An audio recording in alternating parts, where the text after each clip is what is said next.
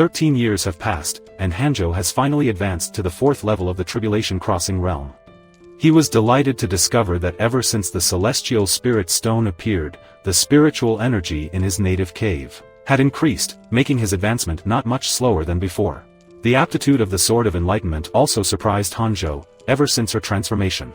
Her cultivation speed as a sword cultivator who understood it had become faster. She truly had a talent in the way of the sword, stronger than any of Hanju's disciples and grandchildren.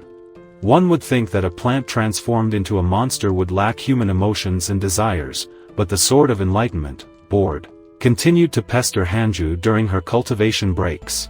One day, while the Sword of Enlightenment was pestering Hanju to practice cultivation, someone from the native cave arrived. It was not a stranger, but Hanju's main wife, Xing Hongxian, returning from her travels. Hanjo was speechless, and the atmosphere became extremely awkward for a moment. Still, Sun Chang'an was sensible. The lady returned from her travels in high spirits, and I really couldn't stop her. I hope we didn't interrupt Master's dual cultivation. Did we? At this point, Hanju wished she could flip him over, hurriedly signaling for him to shut up. Sun Chang'an understood immediately. Alright, Master. I'll prepare some top-quality oysters. At this moment, Xing Hongxian could no longer contain her anger. Tell me, who exactly is she? The Sword of Enlightenment, eager to protect her master, said angrily. What do you want to do? Xing Hongxian was extremely displeased. What kind of ridiculous name is that? She looked at Hanju. Husband, your taste has really been declining lately. Being called by that name was unpleasant. The Sword of Enlightenment was also very displeased. The name was given by my master. What right do you have to say that it's ugly? Master, husband, you really know how to play. Hanju broke out in a cold sweat. Sword of Enlightenment. Go outside and cultivate. Send me away. I won't leave. I will never leave my master's side. Xing Hongxian said mockingly. What peak fairy is this? Hanju shook her head helplessly. What fairy? She's just a weed that turned into the one you gave me before. Xing Hongxian was stunned. Is she that potted grass? Husband, if you missed women, you could have told me. There's no need to get so involved with a plant. How about I stay and not go out anymore and move in to keep you company? Don't even think about it. Don't disturb my cultivation, but I miss you. Are you not satisfied with your celestial puppet? Xing Hongxian's pretty face instantly turned red. Did you notice when I used the celestial puppet for those things? Their banter and intimate discussions truly broadened the horizons of the Sword of Enlightenment. Daughter, can you go out and play for a while now? I have things to discuss with your mother. After sending the Enlightenment Sword away, within the native cave, Hanju and Xing Hongxian were catching up. Seeing the many demonic path badges before them, most of which carried the aura of Union Realm demonic cultivators, Hanjo teased Xing Hongxian. You really were lucky to encounter so many strong beings and come back in one piece. Xing Hongxian's tone was full of playfulness. Husband, are you afraid of offending them? In my heart, not even a Tribulation Crossing realm saint could beat you, let alone those from the Union. What's there to be afraid of? Hanju playfully replied. Of course I'm afraid. They have strong backgrounds. If we fight and I kill someone, their master would seek revenge, and I would have to find a way to kill their master as well. It's too troublesome. Xing Hongxian thought about it and realized that he had a point. It's not peaceful outside lately. So don't go out. You're already in the nascent soul realm, so your lifespan should be close to 1,000 years, right? Since you have plenty of time, why don't you stay by my side and cultivate properly? Hearing Hanju suggest that she stay, Xing Hongxian immediately blushed and buried her head in Hanju's chest. Alright, husband, I have something for you. As she spoke, she began rummaging around inside her collar. Hanjo thought to himself, do all the women in this world keep their treasures in this place? Soon, Xing Hongxian pulled out a pink crystal fragment. This stone is the same size as the one that fell from the sky before, and it also blocks spiritual sense. The difference is that this one seems to have been sealed by someone on purpose. Randio frowned and forced his spiritual perception through it. Like a rumble, the stone still retained the memories of its previous owner. It was a palace, located above the sea of clouds, with the tall gates of a heavenly realm erected and 2 large letters shining with dazzling golden light on them, Heavenly Court. Hanju was shocked to see a huge mountain advancing towards him. Only when he broke through the clouds did Hanju realize that it was not a mountain, but a huge monster that reached the sky. Above the clouds, heavenly soldiers were lined up in formation, flags bearing the large character for Emperor. There stood a person in the sky, looking proudly at the gigantic creature. If not the Heavenly Emperor, who else could it be? The monster gathered a golden light in its mouth, preparing to cast a spell at the Heavenly Emperor. The Heavenly Emperor slowly raised his hand and lightly extended a finger saying, "Sword that cuts through the primordial chaos." Instantly, a ray of green light shot out, turning the massive monster into ash in an instant. Hanju's spiritual perception was also instantly pulled back to reality. And the system immediately indicated a significant increase in her spiritual perception. Interesting. All of this happened so quickly that Xing Hongxian thought Hanjo had just been distracted for a moment. Not bad, not bad. Indeed, a good treasure, Hanju said with a satisfied smile. Then took off her 9-star spirit passage boots to give to Xing Hongxian, watching the boots surrounded by flying flies. Xing Hongxian exclaimed, following the principle of reciprocity. Hanju put the boots back on and excused herself to leave and give guidance to her disciples. Xing Hongxian was not willing to let him go so easily. Husband, boots, and things like that are not important. You know what I want, don't you? Saying that, she pounced on Hanju like a hungry tiger. Hanju sighed helplessly. Can't we just cultivate in peace? No matter how much Hanju struggled, he could not escape Xing Hongxian's clutches. Hanju's screams echoed through an immortal mountain, reaching the Sword of Enlightenment that was fishing. Understanding the situation, she asked, "What's going on with Master?" Tiki told her. "Master is about to be eaten again." Sword of Enlightenment, inexperienced in worldly matters, rushed to save Hanju, but was stopped by Tik's wing. "You seem to be a little too eager. Don't ruin Master's good moment." Sword of Enlightenment continued to ask. Ishiki had no choice but to tell her, "You'll understand eventually." A month later, Xian Hongxian walked out of the native cave, her face radiant with health, constantly praising. The realm of crossing the tribulation is really different, much more vigorous than before. Cheek was busy flattering Xing Hongxian, while the Sword of Illumination noticed that this woman was covered in her master's scent. Could it be that the master had encountered some misfortune? She immediately flew into the cave, and the scene before her made her cry. "Master, oh master, what happened to you?" She was extremely distressed and quickly asked Hanju. "Master, are you injured? The chicken from the dark prison said that you were eaten by that woman." "That woman?" Hanju held the Sword of Enlightenment's face. "Don't keep calling her that woman. That woman, she is your master. Have you forgotten that she was the one who brought you here?" The Sword of Enlightenment then realized that this woman was indeed the master's lawful wife. Hanjo knew that this damn chicken was talking nonsense again. It was time to teach it a lesson. After so many years, it is unclear how the cultivation world outside has changed. Could it be that those scoundrels who traffic in souls and bodies are causing trouble in the world again? Hanju checked her social connections and emails, having not scrolled through her friends' updates for over a decade. Hanju frowned. Mafu Ju and Zhou Fan, this pair of brothers, have had a hard life. One is sealed and the other died and was reincarnated. The sealed one doesn't know when he'll see the light of day again. And the reincarnated one has to start all over again. It's uncertain when they'll be able to meet again. The Demon Emperor's influence will eventually reach the Great Devourer. Hanju felt a sense of crisis. I must focus on my cultivation. The path of survival in cultivation is the hardest. I must ensure that I can kill an enemy with one strike when I encounter one. Outside the native cave, watching Xing Hongxian and Sword of Enlightenment rush off to their adventure, Sun Qiangang shook his head and laughed. What is love in this world? Even a blade of grass can have feelings. The dark prison chicken walked over and said, "Chang'an, are you in a bad mood today because you didn't go fishing?" Sun Chang'an shook his head. "I'm just amazed that even a blade of grass can have feelings." The dark prison chicken clicked its tongue. "I see, never mind. Xiao Mei is already gone." Sun Qianggang's smile instantly froze. The dark prison chicken jokingly said, "Xiao Mei is really dead. She died while on an expedition 10 years ago." Knowing his past with Sun Chang'an, he specially informed him. Since then, besides cultivating and fishing, Sun Qiangang has mostly been absent-minded. The dark prison chicken laughed. "It's better that she's dead, since she didn't even like you anyway. Focus on your cultivation. After you ascend, I'll send you a fairy."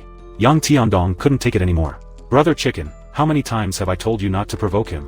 Morong Qi, not liking his master's bullying, stood up and said, "Mr. Chicken, let's have a sparring session. Junior brother, let's go together." Fang Liang also stood up. "Okay, looking forward to trying." Their cultivation had improved recently, and they were eager to teach the fat chicken a lesson. The dark prison chicken, although disdainful, felt a sense of crisis. These two idiots are advancing too quickly. Sooner or later, they will surpass me. If only there was another judo. The dark prison chicken looked at the trunk of the fusang tree, a bold idea emerging in his mind. And if he left the fusang tree for a while, shining, perhaps it would be a good plan. Today's battle record. The dark prison chicken triumphed. In the blink of an eye, another 13 years had passed. The World's End Pavilion in the ancient Origin province was facing an existential crisis, with countless demon cultivators attacking. All of the disciples of the World's End Pavilion had been killed, leaving only the young pavilion master alive. The demon emperor ordered him to immediately surrender and pay homage, or he could spare his life. However, the young pavilion master, adhering to the righteous path, activated all of his spiritual power and self-detonated using his strength in the void of fusion, taking with him all of the demonic cultivators present. The old pavilion master cried inconsolably upon hearing of his son's death. The demonic path dynasty, led by the demon emperor, began to attack the righteous path sectors everywhere, with unstoppable momentum, consecutively destroying the righteous path sectors. The Nine Cauldron Sage intended to unite the major sectors in the sacred lands to launch a counterattack.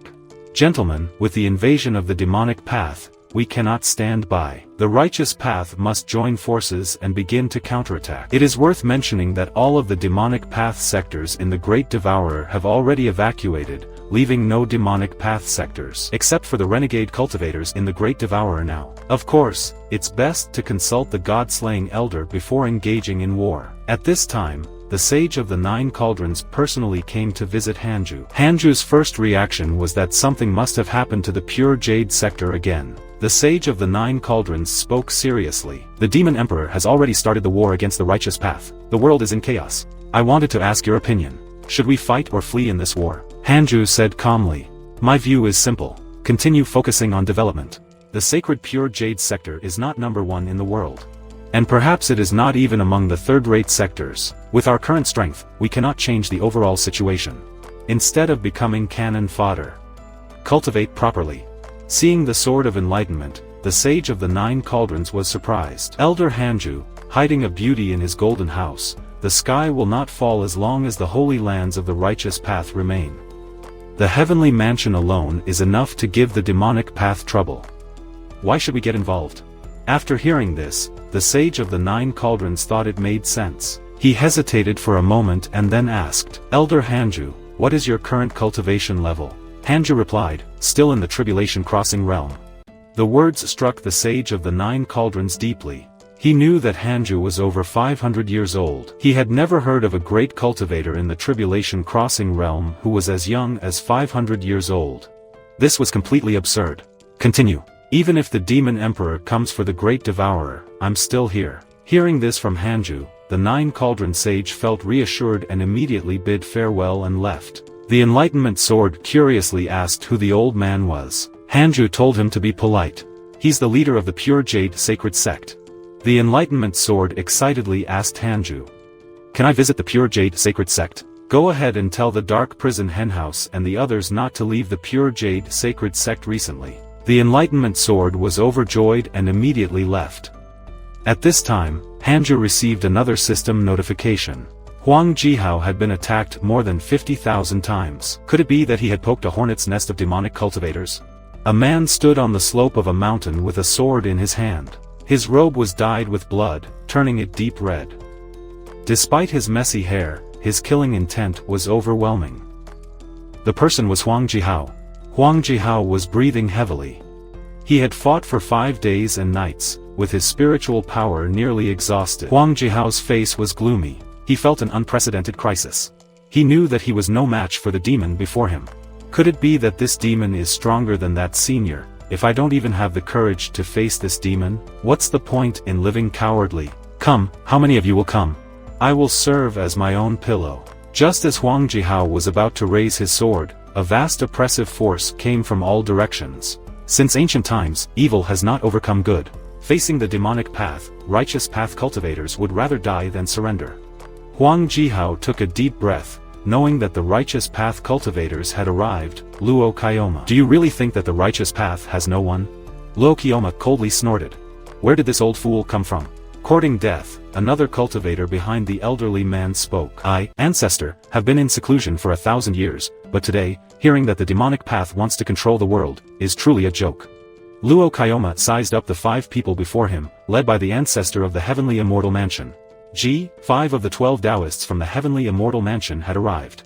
The Taoists greeted each other, completely ignoring Luo Kyoma, and then prepared to use the heavenly star demon sealing technique. The 5 of them entered battle with Luo Kyoma.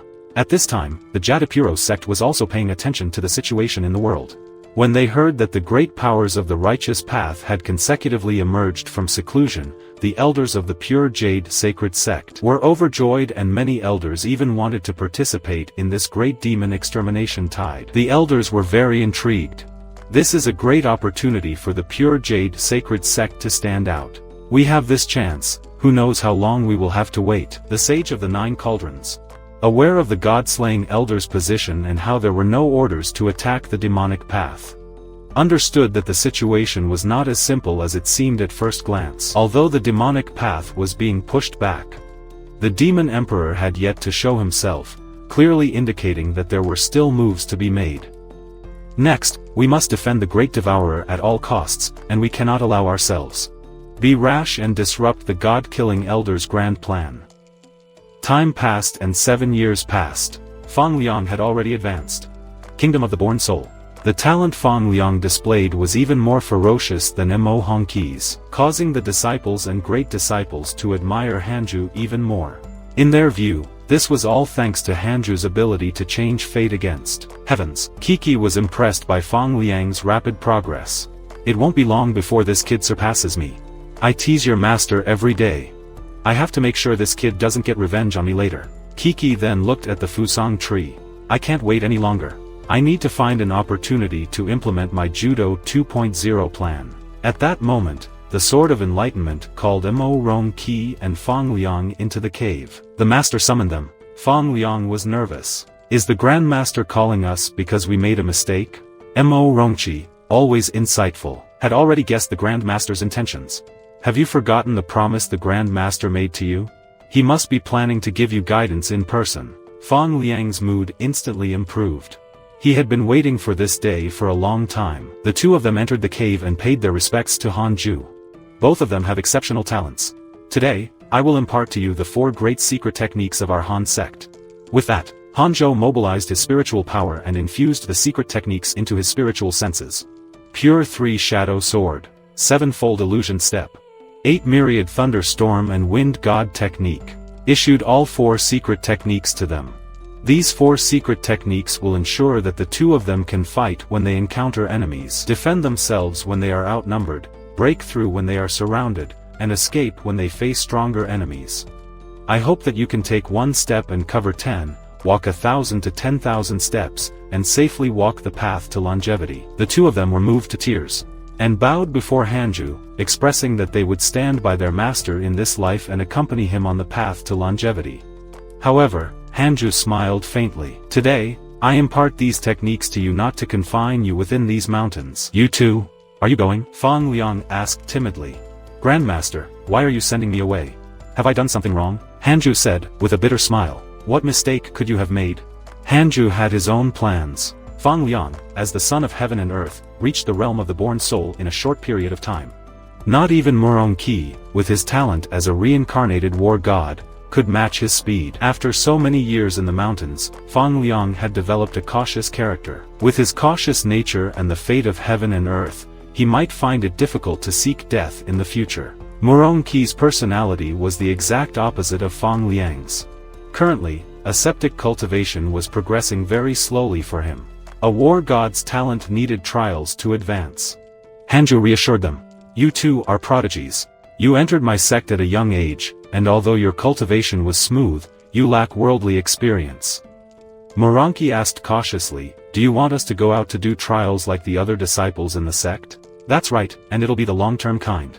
Just like his second senior brother, Mo Hongqi was secretly delighted. The Grand Master finally agreed to let me leave the mountain.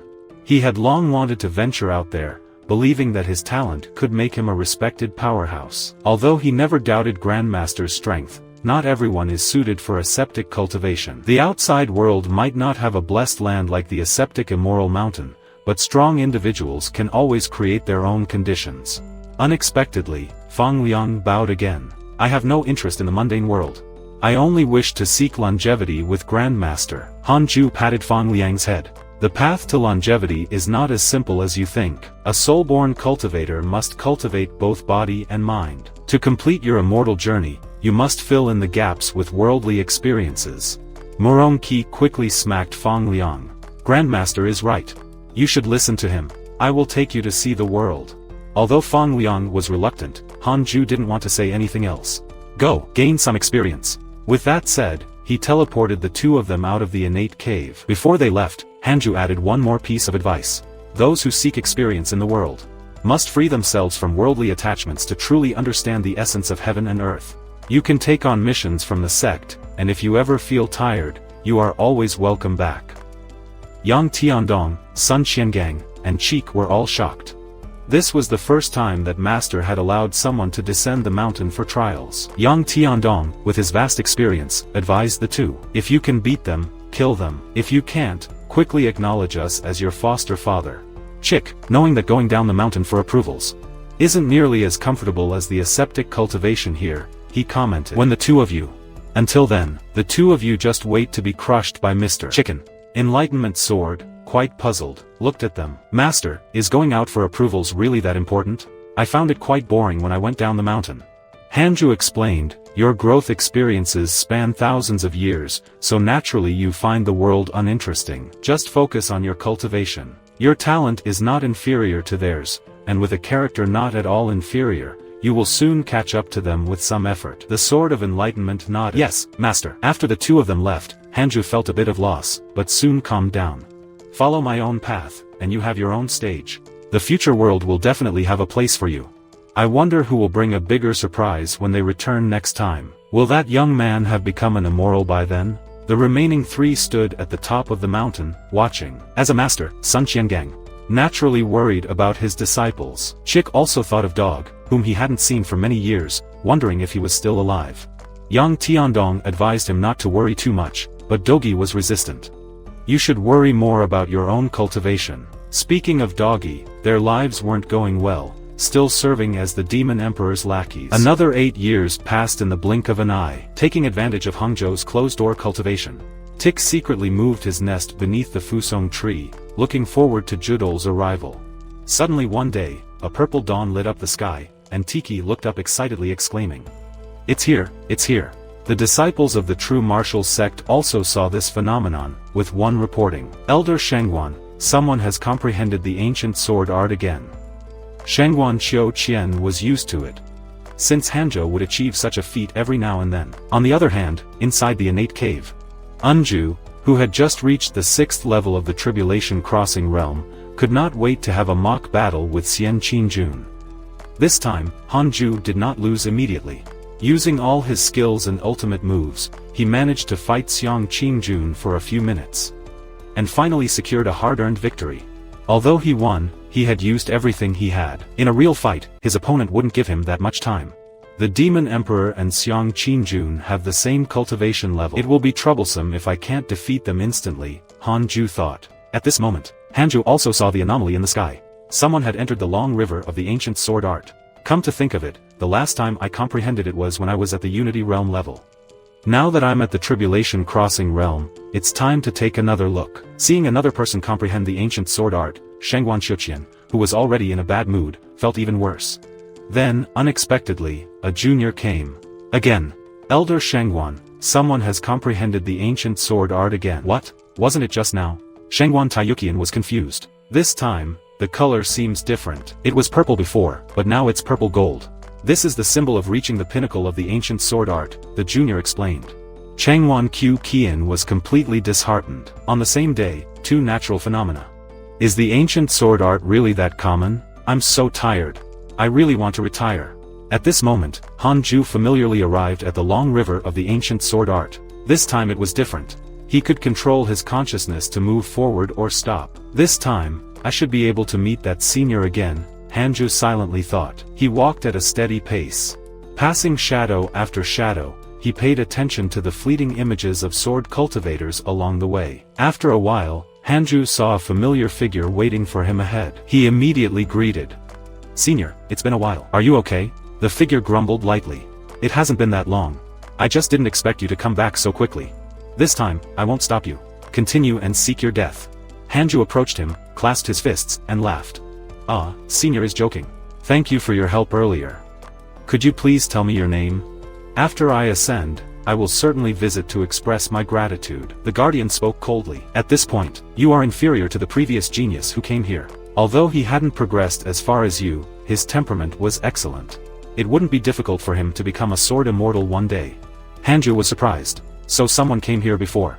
Curiously, he asked, "What is this person's name?" The guardian indicated that he couldn't explicitly mention matters of karma, but he could tell Hanju that he and this person are karmically linked. Shandu thought deeply.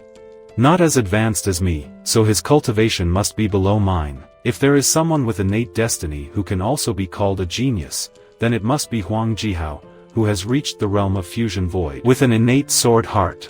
"Senior, is the person you mentioned called Huang Jihao?" Hanju asked. The guardian immediately fell silent. This man really has something. If you deduced matters from that celestial, don't blame me for it. As Hanju walked past the mysterious figure, just one step brought immense pressure. He continued moving forward. The second step. The third step. He had stopped at the third step last time, unable to progress any further. This time, Ranju took another step, the fourth step. The mysterious figure warned him.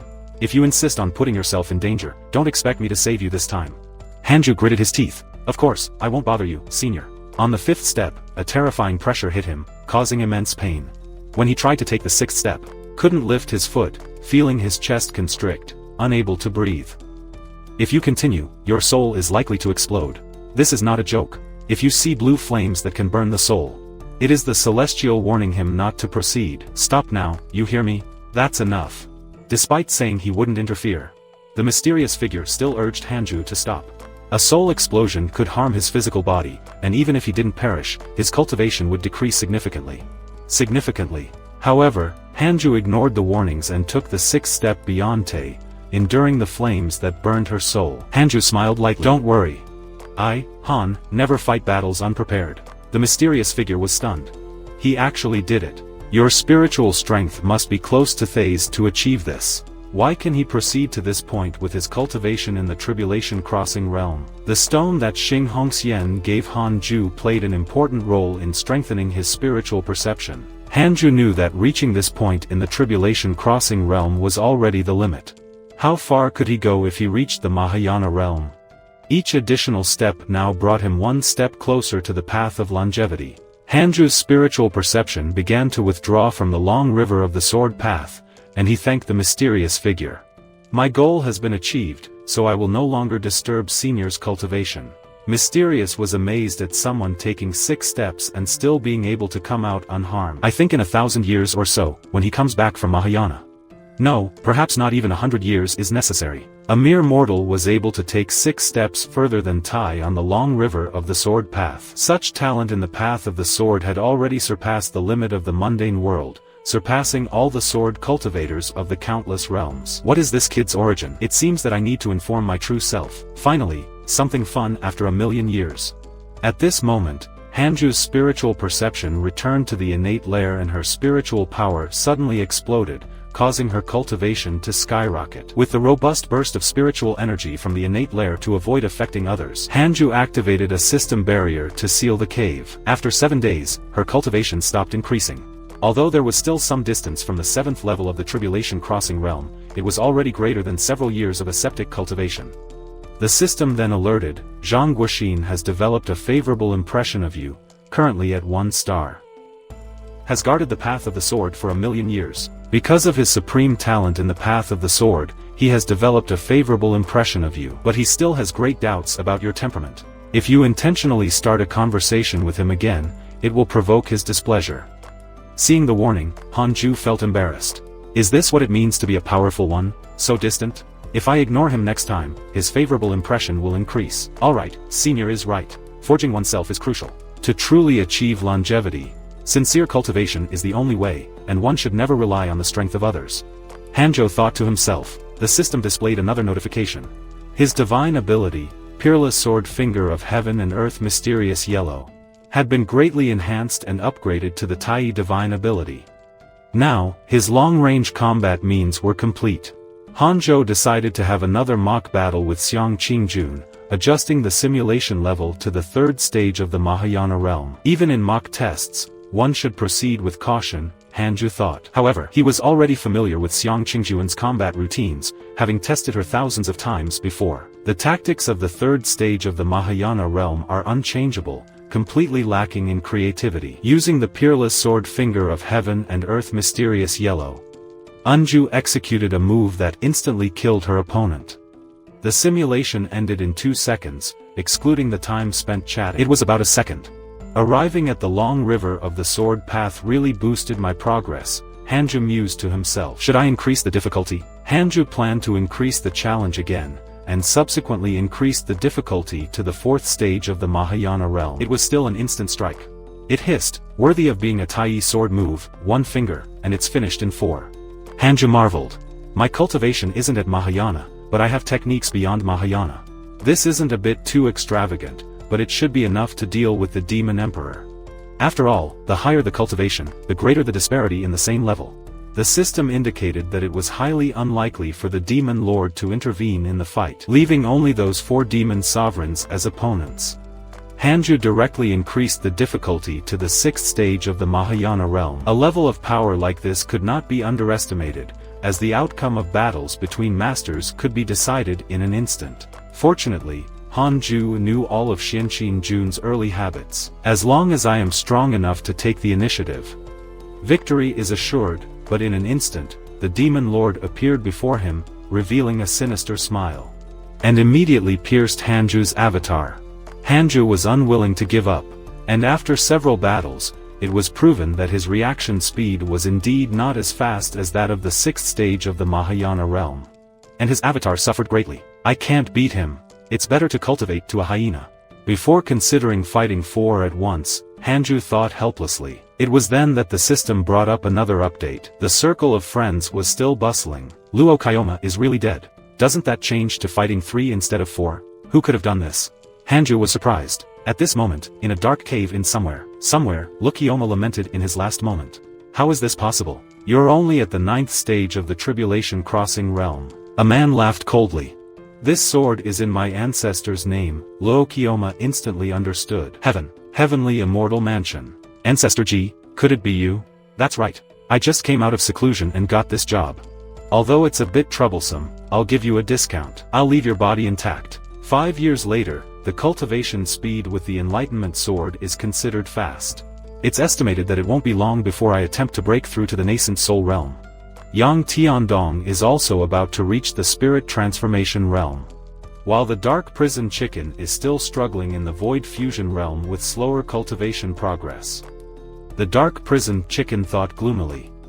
Why am I not like my master? Finally consolidated, Hanzhou advanced to the 7th level of the Tribulation Crossing realm. He looked at his list of friends and enemies with satisfaction and said to himself, compared to the cultivators in my circle, my advancement speed is absolutely unmatched. Hanzhou also thought, Janae-he, oh Janae-he, I hope I get the chance to kill you. Don't die before you meet me. After composing herself, she hurried up to Hanzhou and said respectfully, Elder Hanzhou, sorry to bother you. Could you please come to the secret temple? Mazu insists on seeing you. The secret temple? Did something happen to Mazu? Hanzhou asked curiously. Ever since the incident with the Yima family's demonic techniques, Mazu had been semi-confined to the secret temple. Cultivating silently, Mazu pleaded, I want to go out. Please let me go. My clan members are waiting for me to rescue them. I must save them. Hanzhou asked suspiciously. They're asking for your help? Yes, Mazu nodded. Has anyone been here? Hanzhou turned to ask Master Jingxiu. Master Jingxiu shook his head. No. Barriers can block spiritual perception, and even carrier pigeons are impossible. Hanzhou thought to himself. Well, could it be that the Yima family created a chat group in their bloodline? How did they manage to communicate? Thinking of this, Hanzhou decisively refused. No, I promised Mafuzu that I would take care of you. Nowadays, the demonic cultivators are out of control. You don't even have spiritual transformation cultivation. Leaving would mean certain death, not to mention your Yima family ancestors. Mazu said sincerely, I know what you're worried about. Are you worried that I'll be deceived by the Yima family ancestors? But although our Yima family belongs to the path of demons, we are not heartless. Now, the entire Yima family is sealed.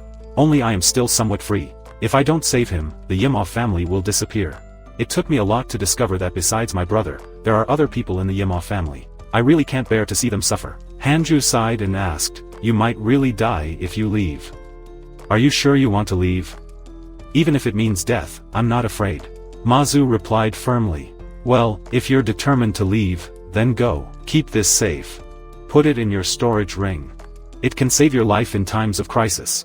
Once you get out this time, don't fantasize about me coming out to save you. After saying that, Hanju turned and left, leaving behind one last sentence. If you die, we can only continue our destiny in the next life. Yes, Mazu nodded silently. Master Jingshu looked at Mazu and said, the seal on the secret temple has been lifted. You can leave at any time. While you are away, do not follow in the footsteps of Ma Fuju and Zhou Fan. Yes, thank you, Elder Jingshu, for your concern over these years. Mazu bid farewell to Master Jingshu. Maju. Master Jingshu hesitated. Master Jingshu sighed. Well then, be extra careful on your journey. If I can return safely, I will always stay by your side to serve you, Elder. We will meet again. Mazu bid farewell to Master Jingshu and left alone. As soon as Mazu walked out of the mountain gate, she felt a subtle aura. Your ghost. Ghost, Mazu softly muttered. Did you really notice me? I thought I hid myself very well. Hanju's voice echoed in Mazu's mind. The world is filled with dangers. Knowing that you can detect and avoid threats. It reassures me. An ultimate seal of the six paths appeared on Mazu. With the ultimate seal of the six paths, even if you unfortunately die, I can find you.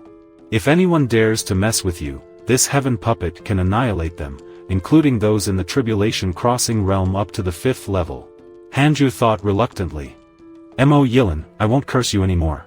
I hope you can take care of yourself. It seems that I should also thank my parents for abandoning me in this life, saving me from a lot of trouble. Angel said self-deprecatingly. Parents? Master's parents? The Sword of Enlightenment asked curiously. So many years have passed. They may have become bones now, but they may also still be alive. Hanju fell into reminiscence. Back then, I was young and ignorant, unable to understand the meaning of my parents' words.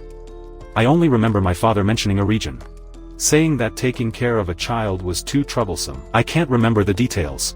They were probably planning their escape. In the end, they said, we're leaving for a while and we'll be back soon to pick you up. That sentence has stuck with me to this day. Ever since that day, I have never seen my parents come back. Old Tai launched a search operation. Soon, 2 teams returned, obviously with bad news, as Old Tai's face was quite ugly. Did they go to that place? How could they? Old Tai didn't tell me the truth, but the answer was clear in the daily work and living at the expense of others. Until Old Tai wanted to see me on his deathbed, probably to plead for my parents. Unfortunately, I missed it, but I didn't need Old Thay's reminder. I understood. The system had already warned me with a favor-hate mechanism. They were still thinking about me. They would certainly generate favor. I've fantasized about seeing my parents' names on the friends list, but it never happened. The people were gone. Why should I waste time? Everyone has their own will. I will lend a hand to those around me if I can, but I will not sacrifice myself for them. The path of cultivation is destined to be lonely. In the end, all one can be responsible for is oneself, and I have only one goal, to achieve immortality. Rest assured, Master, I will always be by your side, said the Sword of Enlightenment. Hanju shook his head. It's hard to say.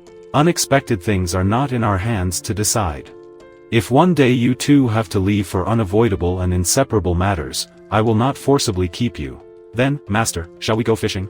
Lord Chicken said it's the season of plenty and there are plenty of big fish, suggested the Sword of Enlightenment. Of course, it's good to balance work and play, Hanju agreed. Cheek says G. Master, why did you let Fanglian go? Since he left, we've been coming back empty-handed from fishing every day.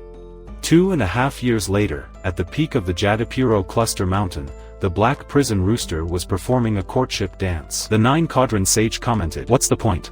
A courtship dance? Is this rooster looking for a mate? Hanju also noticed and asked. The one who brought the true clan leader here, the 9-Quadrant Sage, said excitedly. Elder Ranjo, good news. Just as you predicted, even without our intervention, the demonic path will not succeed. How so? The saints have entered the battle? Hanju asked. Elder Yuan is truly far-sighted. Indeed, the heavenly immortal mansion has sent people, one of the 5 venerables of the demonic path. Luo Kyoma. You must have heard of him, right? He had old grievances with one of the sacred lands, the heavenly immortal mansion, the ancestor of the heavenly immortal mansion. Seeking revenge for being severely injured by him years ago, he sent the strongest genius disciple of the clan, who in front of numerous demonic cultivators, boldly executed him. Those demonic cultivators are now completely disheartened. You know, this genius had just turned 1,000 years old. Is that outrageous? To kill Luo Kyoma, one must be at least at the Mahayana cultivation level. 1,000-year-old Mahayana. Are the geniuses out there really that terrifying now? Hanju exclaimed. I'm not sure about that. It shouldn't be that exaggerated.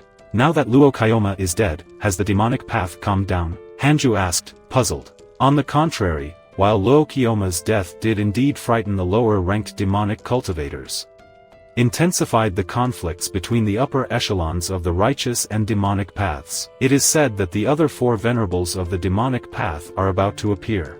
One of them even reached the 8th level of the Mahayana realm. The situation is really not optimistic. Within the Sage of the 9 Cauldrons, the 8th level of the Mahayana realm could be the strongest among the demonic path. The Sage of the 9 Cauldrons took a sip of tea and replied.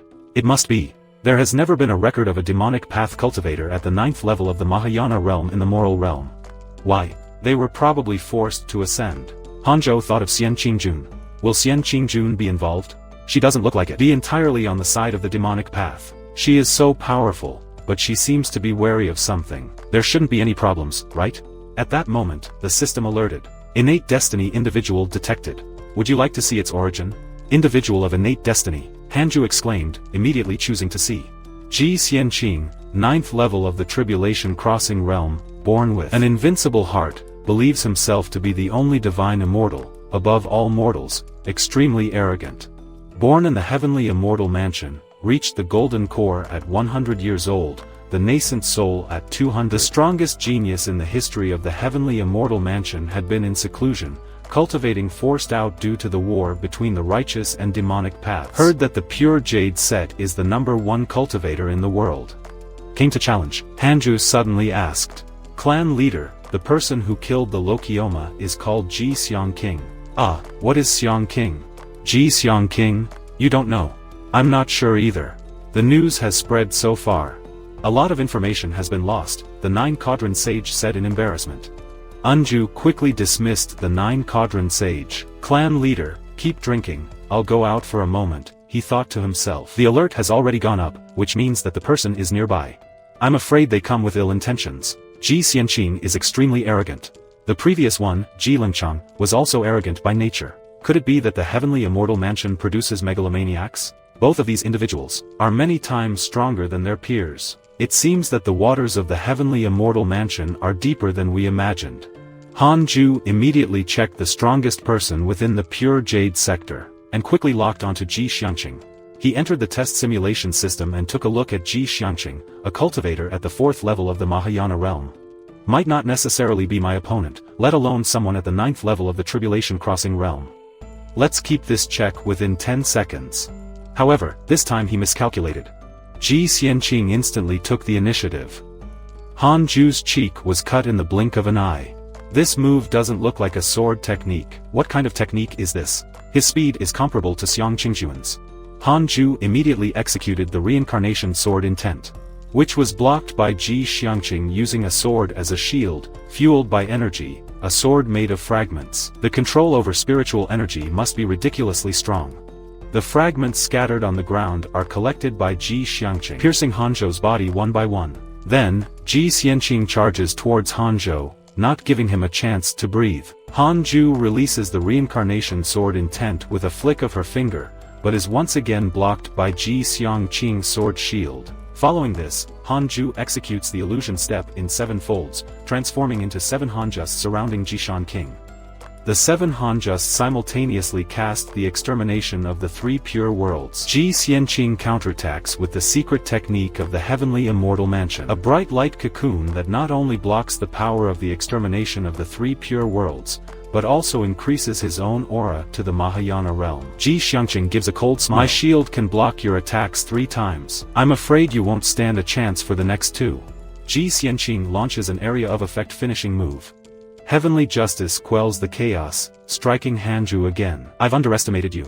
Your weapon is bizarre and versatile, your control over spiritual power is at its peak, your speed rivals that of the Mahayana. You have secret body protection techniques and can temporarily break through your strength limit. So far, you are the first person of the same realm to push me to this extreme. No wonder you were able to kill Luokayama of the 4th level of the Mahayana realm. Ji Xianqing stabilizes his posture in front of Hanju and gives him a cold smile. Your mastery in the way of the sword is very high, but don't forget that your physical body remains the same, only to be suppressed. Dying at the hands of the strongest genius of the heavenly immortal mansion is your supreme honor. I won this time. Relax, clear your mind, and accept death without distractions. Hanzhou watches him slowly without saying a word. After one move, it is Ji Xianqing who ends up on the ground. Why? I couldn't break through your defense, Hanzhou says. You made a big mistake. My armor is there, it's not just for show. To be able to last so long against me in the same realm, you are also the first. Exiting the virtual battle, Hanzhou feels somewhat worried. It took 40 seconds. Without the ability to kill with one hit, the pure jade sector might be in danger. At this moment, Hang hears the sound of a flute. Someone is playing the flute, and the melody is filled with an aura of death, as if preparing for a great battle. Dooku instantly arrives, his tone filled with tension. A formidable enemy is attacking. Did Elder Dooku also notice? Fellow Taoist, it seems that only those in the Tribulation Crossing realm can hear this flute sound, since the intruder is so provocative. Why not let him teach a lesson? I'll take care of it. You're no match for him. The person is at the 9th level of the Tribulation Crossing realm, dozens of miles away. The mountains stretch on endlessly. A man in green is sitting on a tree branch halfway up the mountain, elegantly playing a green bamboo flute. At this moment, Hanju's voice echoes, "Fellow Taoist, what is the intention behind using this probing technique?" The man in green turns and looks at him with a smile. "I am Ji Xianjin of the Heavenly Immortal Mansion. I heard that the sacred pure jade sector has a great cultivator named Loki, considered the #1 in the world. I would like to spar with him and exchange knowledge. You are looking for Locke, but he has been gone for over 100 years. Where did he go?" Hanju replies. "He went to deal with the demonic path. How about I fight with you instead, without putting lives in danger?" "I'm not your opponent," Ji Xianjin sneered. "Hearing the sound of my flute, you must definitely be at the Tribulation Crossing realm. Furthermore, I can't discern your cultivation level. You must be very strong, right, Loki?" Hanju remained silent. He began to ponder how to defeat Ji Xianjin. This person is extremely arrogant. If he were to be defeated, it might anger him. And if it were necessary to kill him, it might provoke the Heavenly Immortal Mansion. At this moment, Ji Xianjin laughed and spread his hands. "Fellow Taoist Loki, I know what you're worried about. Rest assured. Ji Xianjin, I swear on my talent, I will not kill you in this battle." Hanju thinks wryly. "Are you really that absurdly arrogant?" Hanju, feeling somewhat helpless, asks. "If I win, will you persist in your efforts or even develop hatred?" Ji Xianjin's smile becomes more enigmatic. "No, to be honest, I am already unbeatable under the heavens. How could I harbor hatred for you? How can you say such things? When it comes to being thick-skinned, you truly are unmatched under the heavens. How about we compete in spiritual power, using our palms in combat? Whoever retreats first loses. Let's go to the sky, so as not to affect the disciples of my sector." "Very well." Saying that, the two of them leapt up, and in an instant, they were above the sea of clouds. Within a palace on the main peak of the sacred pure jade sector, Dooku was watching anxiously. It's Ji Xianjin, the #1 genius of the Heavenly Immortal Mansion who has emerged. Fellow Taoist, destroyer of gods, is in trouble. High above the sea of clouds, the sky is vast and majestic. Hanju and Jixianjin stand face to face. Ji Xianjin gestures with his hand. "Fellow Taoist Loki, please go ahead." Hanju doesn't want to attack too harshly. He draws out the spiritual power of thunder from his 6 paths of spiritual power. And then launches a palm strike. Seeing Hanju using a thunder technique, Ji Xianjin lets out a cold laugh. "Good, my fire spiritual power can neutralize yours." The moment their spiritual powers collide, the sea of clouds disperses, sweeping hundreds of miles. Both of them frown, thinking the same thing. The opponent is quite strong. Ji Xianjin begins to increase his spiritual power, and Hanju does the same, thinking about how to act. Hanzhou feels somewhat conflicted. Ji Xianjin is also in a dilemma. Should I try my best? Will it be too much if I seriously injure him? The two's thoughts are almost identical, each considering the other. As their spiritual power grows stronger, the people of the aseptic immortal mountain exclaim, "It's rare to see someone who can match our master after so many years." Sun Qianan is also confused. Causing such a commotion doesn't seem to be the master's style. Only Chick is more clear-headed. The master wouldn't make a move if he wasn't prepared to defeat the opponent instantly. He must be pretending. Everyone, scatter. The commotion disturbed the entire sacred pure jade sector, with countless disciples flying into the air to look at Hanju and Ji Xianjun from afar. Just as the nine-quadrant sage was about to lead the elders to provide backup, Dooku abruptly stops them. This person is the #1 genius of the heavenly immortal mansion.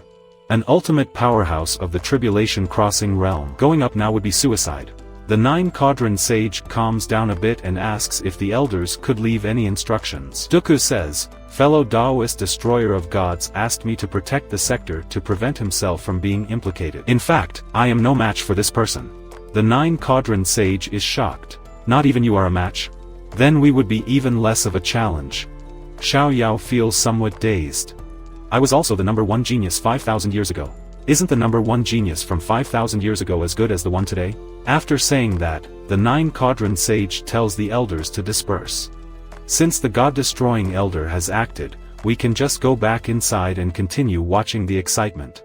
If the god-destroying elder wasn't completely confident, he certainly wouldn't have acted. Ku looks surprised. "Do you all trust the god-destroying fellow Taoist so much?" At this moment, the battle in the sky has ended. At this point, Ji Xianjun's spiritual power has been dispersed by Hanju's 6 paths spiritual power. His internal energy and blood are agitated, and blood is dripping from the corner of his mouth. Hanju looks at his hand helplessly. "I still haven't been able to control my strength. I only added a bit of water spiritual power and wind spiritual power. If he can't handle the combination of 3 paths of spiritual power." Hanju teleports in front of Ji Xianjun. "If this guy starts to harbor hatred, then I'll just eliminate him to avoid future troubles," Qianjun asks through gritted teeth. "Mahayana realm, he has killed great demon cultivators at the 4th level of the Mahayana realm. How could he lose to the person in front of him?" Hanju knows that this person's temper is very strong. "If I tell him that I'm still in the tribulation crossing realm, it might only infuriate him more." Hanju hesitates for a moment and then slowly nods. Even so, Ji Xianjun still finds it hard to accept. "How could I possibly lose to someone in the Mahayana realm? Why?" Hanju is speechless inside. "You, a 9th level tribulation crossing cultivator. Why can't you lose to someone at the Mahayana realm?" Hanjo really wants to send him to the grave. "Loki, you are the first person to defeat me, but I will defeat you next time. I am destined to be unrivaled under the heavens. I was born to be an immortal god." Hangul hurriedly nods, patting Ji Xianjun as if comforting a fool. "Your talent is indeed unparalleled in this world. The future will surely belong to geniuses like you." Ji Xianjun's expression improves. "Fellow Taoist Loki, you really have a good eye." Ji Xianjun leaves a message before leaving. "I will find the Demon Emperor to practice. I will prove your words right." At this time, Hanju also receives a system notification. "At this time, Ji Xianjun has developed a good impression of you. Current favorability is 2 stars. Alright, another smartass." The news of Hanzhou defeating Ji Xianjun causes a sensation in the sacred pure jade sector. 9 Cauldrons leads the elders to congratulate Hanju, only to find him quite displeased. "We shouldn't be talking about this. The previous guy is quite petty. If word gets out that he was defeated by me, hurting his pride, he might come back with reinforcements. Forces to take revenge." Xiao, Yao, and Dooku, well aware of the ways of the heavenly mansion, agree that offending their dignity really invites trouble. Upon learning of Ji Xianqian's identity, 9 Cauldrons nearly died of fright, and immediately ordered the news to be sealed. Absolutely forbidden to be disclosed. Dooku, curious about Hanju's speed, wondering if this person's cultivation is far below Hanju's, Hanju shakes her head. "This person's strength is comparable to Mahayana, we just don't use our full strength." Hearing the word Mahayana, everyone is surprised. Could it be that Elder Hanju? "Have you reached the Mahayana realm?" Hanju shakes her head with a smile. With this, Dooku's admiration for Hanju deepens. Who would have thought that our small, sacred pure jade sector is home to such a great master? Getting close to him could be a great opportunity. However, Hanju feels something in common. It's already late autumn, why is the weather so hot? 13 years pass in the blink of an eye, and Hanju advances to the 8th level of the Tribulation Crossing realm. When Hanju opens his relationship list to check his messages, he discovers that the true leisure person has perished. This elder of the blood flame heavenly gate, who initially infiltrated the sacred pure jade sector with the aim of killing me, ended up being killed instead and never dared to cause trouble again. Instead, he helped the blood flame heavenly gate surrender to the sacred pure jade sector. His death may sadden Labomi, such as the cultivation world, where every day people die, the vicissitudes of life continue. Fellow Taoists, I will walk the path for you. Hanjo silently raises his hands, bowing respectfully forward. The Sword of Enlightenment is confused. Master, what are you doing? Hanju answers, to bid farewell to those fellow Taoists who have passed away. Who died? Some I barely knew, many I don't remember, if they were neither close nor memorable. Why pay respects to remind me that the path of cultivation is full of dangers, to always remain cautious and never lose a sense of reverence. The Sword of Enlightenment responds with respect. The Master's realm is truly lofty, Master. The Fusang tree is acting strangely. Yang Tiandong and Sun Qiangang put in all their effort, but fail to control it. The force even throws Sun Qiangang into the sky. Fortunately, Hanjo arrives in time to stabilize him. What's going on with this tree? Little Chick, trembling, lies that she only started trembling a few days ago. Knows that Little Chick is not telling the truth. Ever heard of chicken in the pot? Boiled yellow chicken? Roast chicken? Chicken stewed with mushrooms. The chicken from the dark prison almost cries in fear. His voice chokes. He is most afraid of Hanju and confesses. Before Fang Lian and the others went down the mountain, I have already started letting him sway silently, about 5 years now. Hanju is furious. You little chick. You have caused a huge disaster this time. Yang Tiandong, prepare the pot. Prepare mushrooms, bean noodles, and potatoes. At this moment, Xing Hongxian walks over in an elegant attire. How about I cook this chicken for you and pluck it? I was wondering why it's been so hot lately. It turns out this fat chicken has attracted 2 more judo. Hanju wipes the sweat from his forehead. Hanju turns around and is dazzled by Fairy Shishuan's appearance. The fairy continues. Since ancient times, it has been said that the extreme heat of the sun could destroy the world, ending an era. This catastrophe is known as the 3 suns in the sky. Hanju inwardly praises Fairy Shishuan. I didn't expect the master to be a fan of the 3-body problem. Xing Hongxian is confused, but besides the sunlight being brighter, the temperature between heaven and earth hasn't increased that much, has it? Hanju silently observes the scenery. Isn't this extreme enough? The Suzaku can't descend, showing how difficult it is for immortals and gods to descend. The golden crow can't either. Maybe that's why it's isolated from the mortal world. But if this continues, it will eventually lead to disaster. Hearing that the golden crow cannot descend, Sheik timidly asks, does this mean I won't be cooked with mushrooms? Hanju places the chicken from the dark prison on top of the Fusang tree. If you dare to descend again, I'll start by cutting off your wings and feet for barbecue. Xing Hongxian and Fairy Shichuan quickly try to smooth things over. If this doesn't affect the mortal realm, let's not worry. Sheik is still a child. What harm could he have intended? At this moment, the Sage of the 9 Cauldrons meets Hanju, Elder Hanju. There is no rush with the chicken cooked with mushrooms. This sect has an important matter that requires your decision. The heavenly immortal mansion and other sacred lands are calling upon the forces of the righteous path to gather and march together to annihilate the dynasty of the demonic path. The righteous path sects around the Great Swallow are preparing to depart, and the envoys are currently waiting in the main hall. We dare not make a decision without consulting you. Please, we need your guidance.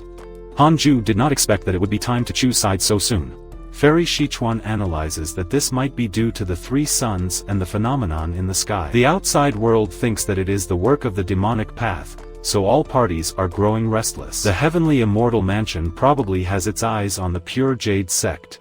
If we do not choose a side, we might be seen as part of the demonic path. Let us then, please ask the sect leader to personally lead. After all, the pure jade saint sect is still not strong enough. Sending 10,000 cultivators should be enough. And take the blood flame heavenly gate with you, letting them settle their accounts. I will stay behind to guard the pure jade saint sect, so that the sect leader can rest assured. The 9 Cauldron sage bows and immediately goes to convey the orders. At this moment, Fairy Shichuan speaks up. I must also leave as a core elder, and the peak master of one of the 18 mountains is my responsibility. Xing Hongxian also insists. Hanju is stunned. You two? What trouble are you guys starting now? Hanju really doesn't want her master to take any risks. But no matter how he tries to persuade her, the woman is determined.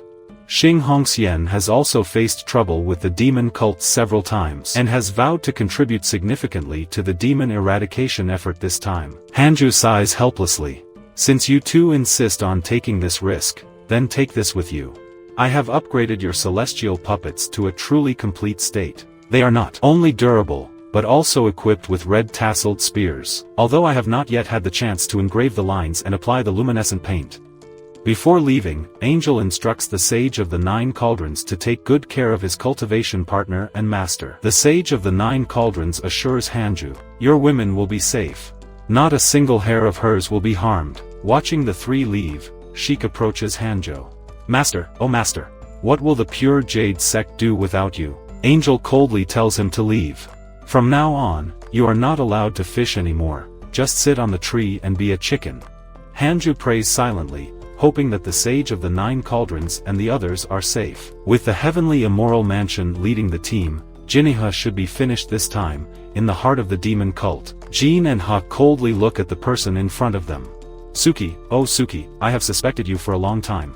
In the past 60 years, more than 5,000 elite forces have mysteriously overturned, including a powerful one in the Mayana Hall. Our invasion plans have been repeatedly delayed after years of investigation. All the evidence points to you. Who was with us? Why did you betray me?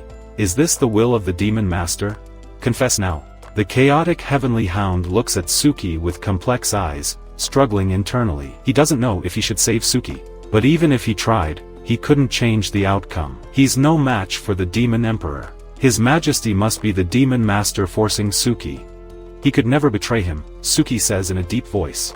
It has nothing to do with the master. Jinha narrows his eyes, a murderous intent flickering within him. He orders solemnly, Chaotic Heavenly Hound, go and devour him.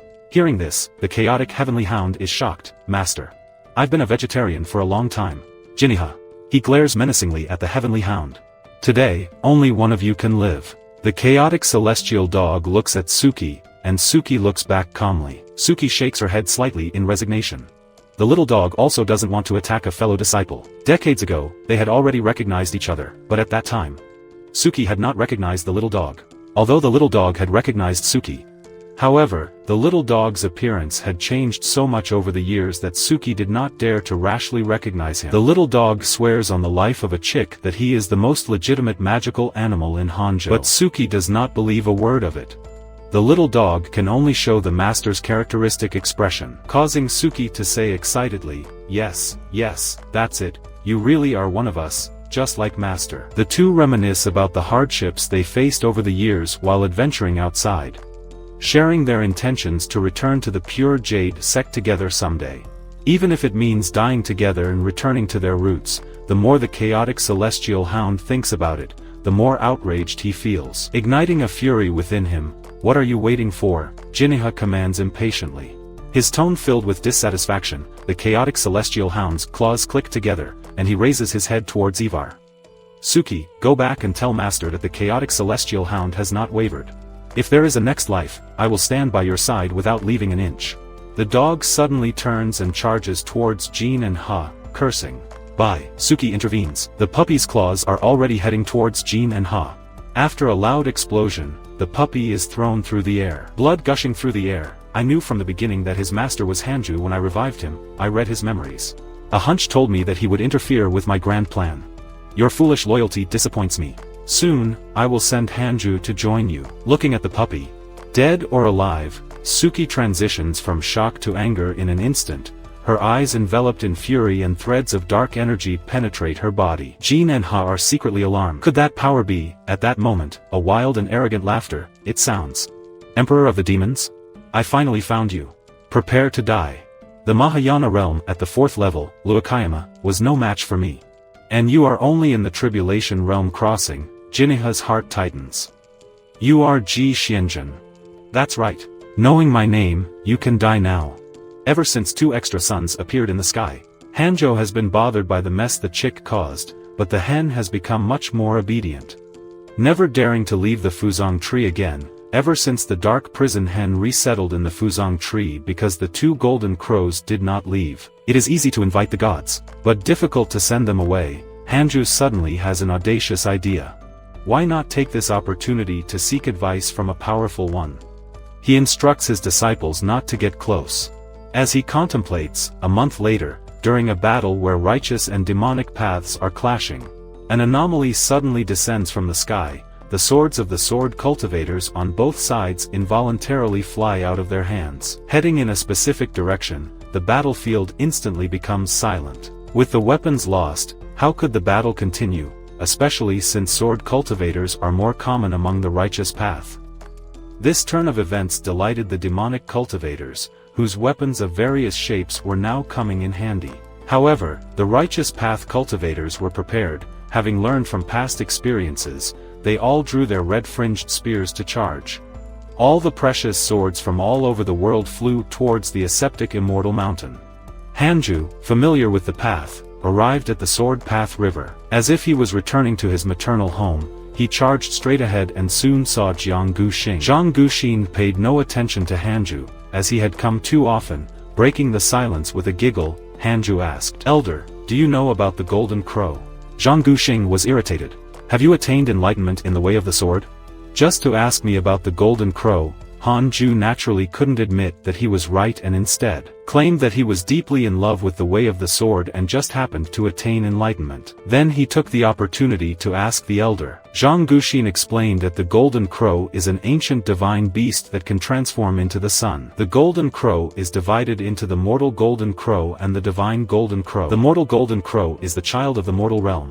Forever bound to its realm, unable to leave or increase its cultivation, the divine Golden Crow is one of the divine races in the heavenly realm with a profound heritage. Even the heavenly court, the divine palaces, and the demon palace doesn't dare to provoke them lightly. Hearing this, Hanjo felt a sinking feeling in his heart. If the mortal Golden Crow can't leave, then the two new suns in the sky are probably divine Golden Crows. Hanjo continued to ask, "Can the divine Golden Crow enter the mortal realm?" Of course not. The true sun fire in their bodies is enough to destroy the mortal realm, and the heavenly rules strictly prohibit them from descending. Jiang Guxing seemed to think of something. Immediately calculating with his fingers, muttering to himself, "The divine Golden Crow clan has been in constant religious strife recently. If that's really the case, it's a big problem." After seeing the image of the mortal realm, Jiang Guxing cursed. How could there be two divine Golden Crows above his mortal realm even though they are young divine Golden Crows? Hanju asks, "Are the young divine Golden Crows strong?" Jiang Guxing replies, saying that they are not strong, they were not born long ago, and only have about Mahayana cultivation level. Only this time, it is Hanju's turn to curse. Born only with Mahayana cultivation, Hanju feels insulted. Why doesn't the divine Golden Crow clan discipline them? If they come to our mortal realm, would it be a disaster for us mortals? Jiang Guxing replies, "Who knows? It's none of my business. My duty is to guard the way of the sword. Other matters have nothing to do with me. I didn't see anything, and you shouldn't expect me to help you." Hanjo falls silent, realizing that falling behind means getting hit. Relying on others isn't as good as relying on oneself. He needs to hurry to the 9th level of the cross-tribulation realm. Otherwise, he won't even be able to beat two little chicks. 3 breaths later, he passes Jiang Guxing and continues to advance. Since he's here, he might as well strive to get stronger. Like last time, Hanju takes 6 steps, and a sword energy soars into the sky from the aesthetic immortal mountain, upgrading his mysterious yellow sword energy into the Thay divine ability.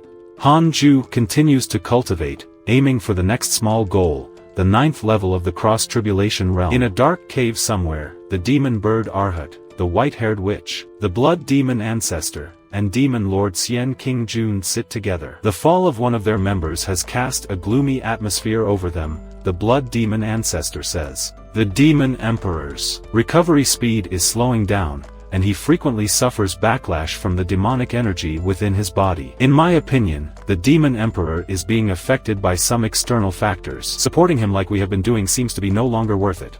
The demon bird Arhat speaks solemnly. I didn't expect the heavenly immortal mansion to be so strong. Ji Xianjun has surpassed the rank of a genius. Even if we faced him one-on-one, we might not be his match. The blood demon ancestor looks at Xiangqing Jun, demon lord. You are confident in dealing with Ji Xiangjun.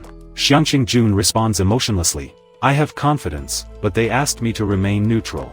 After all, acting at the 8th level of the Mayan realm could destroy the heavens and the earth. I can't act rashly before they move. The blood demon ancestor is not willing to wait any longer. We must eliminate Ji Seong-jun before he becomes too powerful. The demon bird Arhat and the white-haired witch urged the ancestor to act quickly. Considering that among the four, besides Seong-jun, the demon ancestor of the blood is the strongest, and naturally, the ancestor himself is reluctant to take the lead, the celestial immortal mansion is not so easily provoked. The demon lord points indifferently. Ji Seong-jun won't cause much trouble for now. But what about the 2 golden crows in the sky? What kind of omen is this? The 4 leaders of the demonic path are silent for a moment. The white-haired witch speaks cautiously. We demonic cultivators have never been favored by the heavenly Tao.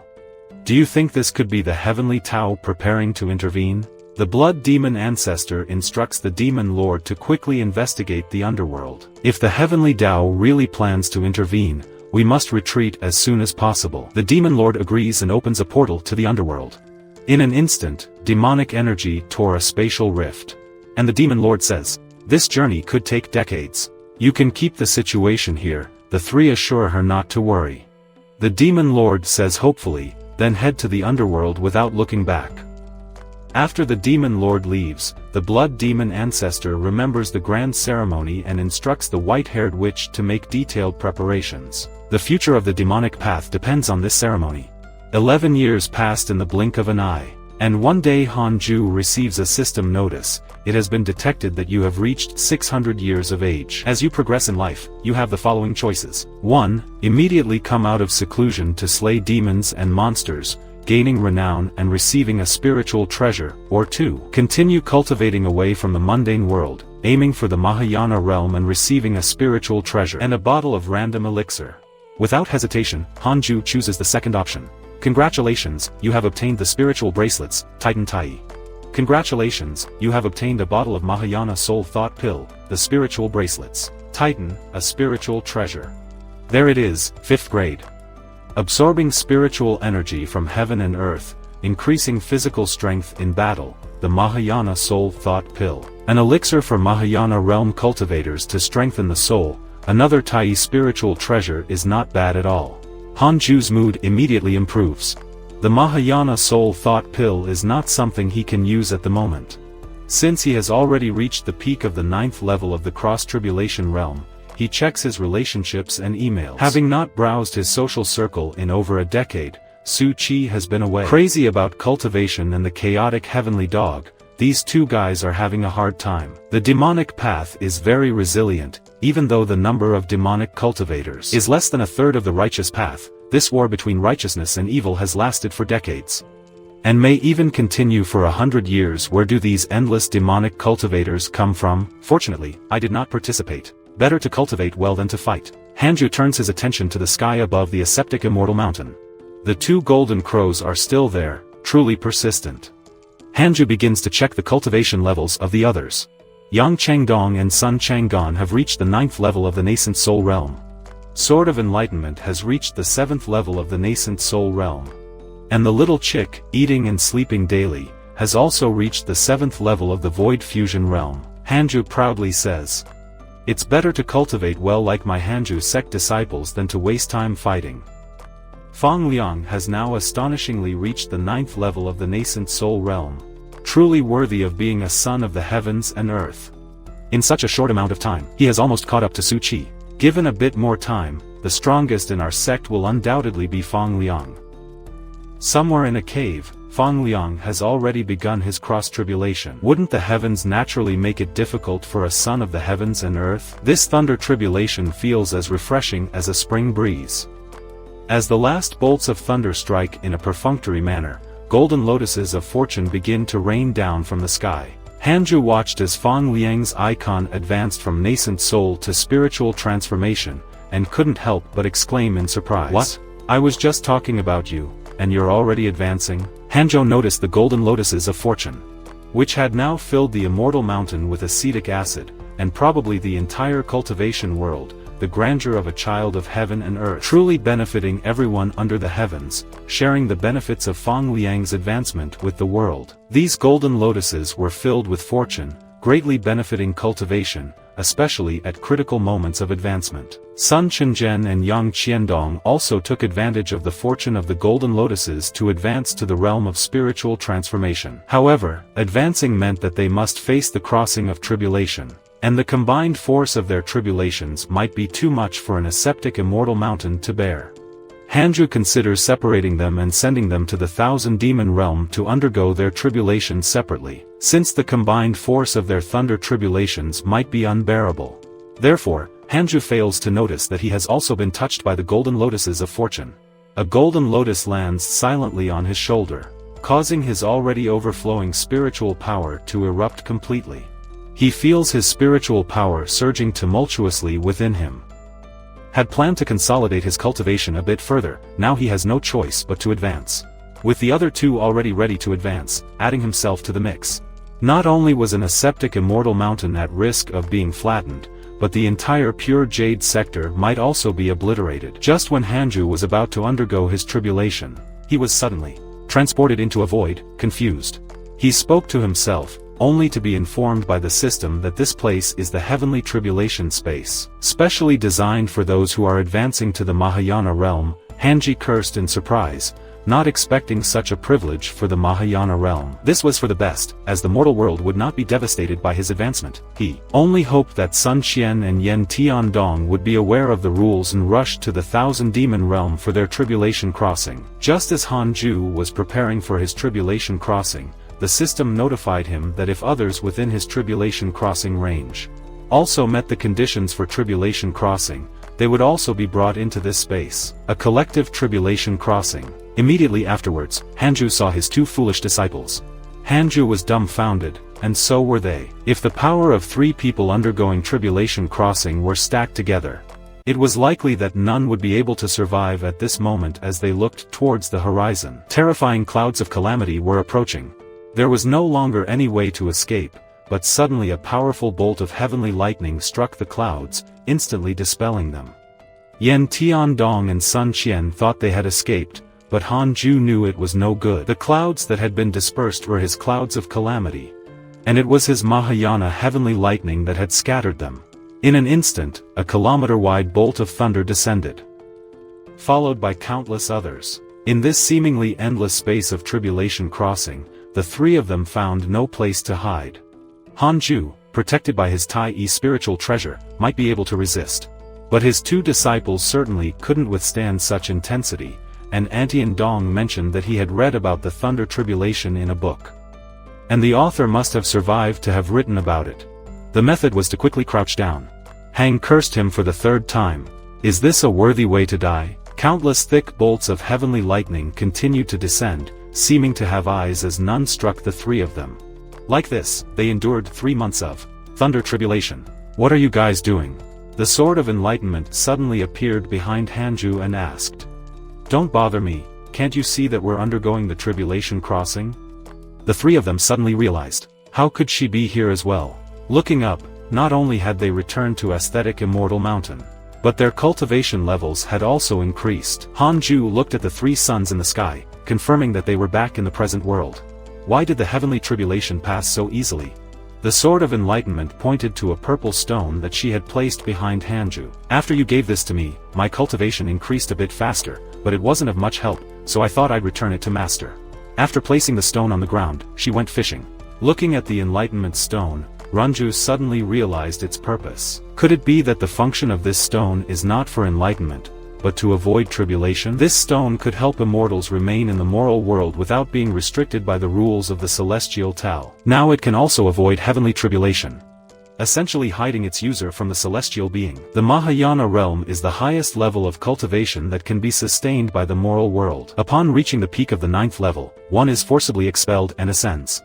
With this stone, could I avoid the celestial being's forced ascension and remain in the moral world indefinitely? With the help of the purple stone, Hanju smoothly breaks through the tribulation crossing realm. He suppresses his excitement to consolidate his cultivation, and the system presents him with rewards for advancing. Congratulations on advancing to the Mahayana realm. You have the following choices. 1. Immediately ascend and leave the moral world, receiving a divine ability inheritance, a celestial being's spirit stone, and a spirit treasure. Or 2. continue cultivating and not ascend yet, receiving a spirit treasure. Seeing the notice, Hanju raises an eyebrow. System, are you trying to tempt me to ascend? Impossible. After being with me for so long, you should know my temperament. I will not consider ascending without reaching the cultivation and morale level of Thai Earth, especially since I already have several enemies above. I will continue to keep a low profile in the moral world. Ranju immediately chooses the second option. You choose to continue cultivating and not ascend yet, receiving a spirit treasure. Congratulations, you have obtained the Thai Imperial Spirit Dragon's Fate Sedan. The Imperial Dragon's Fate Sedan, a second-grade Thai spirit treasure. It is a mount-type magic treasure that can withstand a full-force blow from a scattered immortal. Hanju's eyes light up. This perfect golden finish, these rugged all-terrain tires, and can withstand a full-force strike from a scattered immortal. What a great item. Not letting the joy of receiving a new treasure cloud his judgment, Hanju immediately begins a simulation test. This time, he does not adjust Xiang Qingjuan's cultivation level and directly faces an 8th level Mahayana realm Xiang Qingjun, unleashing his full strength. Xiang Qingjun quickly moves, using an unknown technique that sends countless vengeful spirits rushing towards Hanju. With a slight flick of his finger, Hanju flicks the heaven and earth mysterious boundary-breaking sword finger. A sword energy sweeps out, instantly obliterating Xiang Qingjun. Hanju dusts off his car, feeling a boost of confidence. Now, there shouldn't be any mortal who can kill me in the moral world. But knowing this isn't enough, Hanju plans to comprehend the heaven and earth mysterious boundary-breaking sword finger again. After crossing over to the Mahayana realm, he should be able to further hone the limit of this divine ability. Hanju turns around and gets into the car, intending to speed down the Sword Path River. As he speeds up, he quickly encounters Zhang Guxing. Zhang Guxing angrily says, "Why did you come again? Is it interesting to continue honing the same divine ability? Can't you cultivate properly to strengthen your cultivation?" Being told that he doesn't cultivate properly angers Hanju. There is no one in the moral world more devoted to skepticism than me. Zhang Guxing pauses. Then, take a closer look. You have already reached the Mahayana realm. How many years have passed? Not only is this young man's talent in the way of the sword unparalleled, but his cultivation talent is also terrifying. Zhang Guxing takes one more look at Hanju, then turns to watch his retreating figure. For some reason, Zhang Guxing feels that Hanju has changed. He no longer seems to be a mere mortal. Meanwhile, on a cliff outside a cave, a figure is playing a bamboo flute leisurely. It is none other than Qi Shanjun. Inside the cave, a large cauldron is cooking suki with the chaotic celestial hound worried, elder. He might actually regain his sanity after going mad with cultivation. Qi Xianjun reassures, the child went crazy with cultivation. Because he couldn't control the power within him, just like me, he was born extraordinary, containing a powerful strength that surpasses ordinary beings with the secret medicine of our immortal celestial mansion. It won't be long before he can master its power and regain his sanity. And it's not just our skill in medicine that is top-notch, even our soup making is unmatched. The chaotic celestial dog points to the large cauldron behind him. No wonder I smelled the aroma of cooked meat. Xianjun scolds. The secret medicine needs to simmer on low heat. Who told you to increase the heat, to reduce the sauce? At this moment, Qi Xianjun feels the flicker of his sword. He looks at the horizon, in the purple twilight.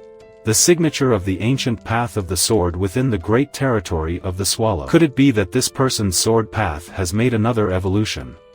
I can't defeat him head-on, and I'm also inferior in the sword path now. Yang Zhen, feeling extremely angry, abruptly stands up. The chaotic heavenly hound quickly asks where he intends to leave.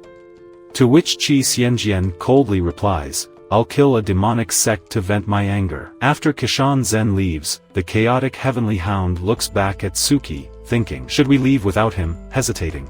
Although Kishian Genos saved him, the chaotic heavenly hound always felt that Kishan Zhen had his own agenda. I really want to return to the Great Swallow. But leaving like this might anger Qi Xianjun. Although the master has killed the great sage Green Python and may have reached the Tribulation Crossing realm, Qi Xianjun is someone who has killed beings in the Mahayana realm. The little dog doesn't want him to cause trouble for the master. The chaotic celestial dog hesitates in his heart. I can't cause any more trouble for the master. Let's wait until Suki recovers. As Qi Xianjun descends the mountain, he reflects and muses, I, Qi Xianjun, should be number one in the world. You, Loki, are just a stepping stone for me. In chaotic times, I am the pinnacle of humanity in times of peace and prosperity. My heart becomes that of an immortal. At this moment when Shenzhen senses a tornado approaching, he doesn't take this small anomaly seriously. Why are there sharks swimming in that tornado?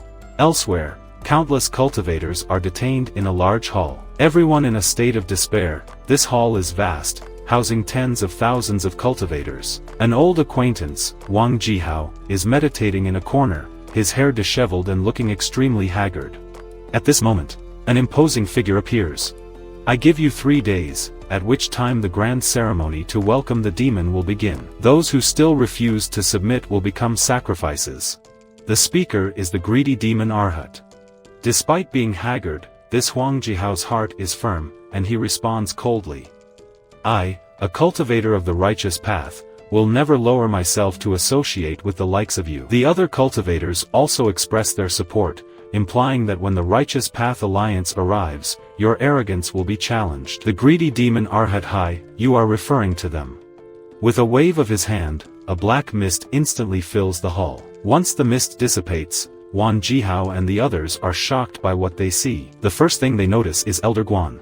Along with the 9 Quadrant Sage, Fairy Shishuan, and other elders of the already pure sect. All tied up tightly, it turns out that the sacred pure Jade sect had just arrived, with the main force temporarily stationed outside the religious city of the Demon Emperor, led by the 9 Quadrant Sage and several elders to scout the city in advance. So this is the real city of the demonic path. It looks quite dilapidated.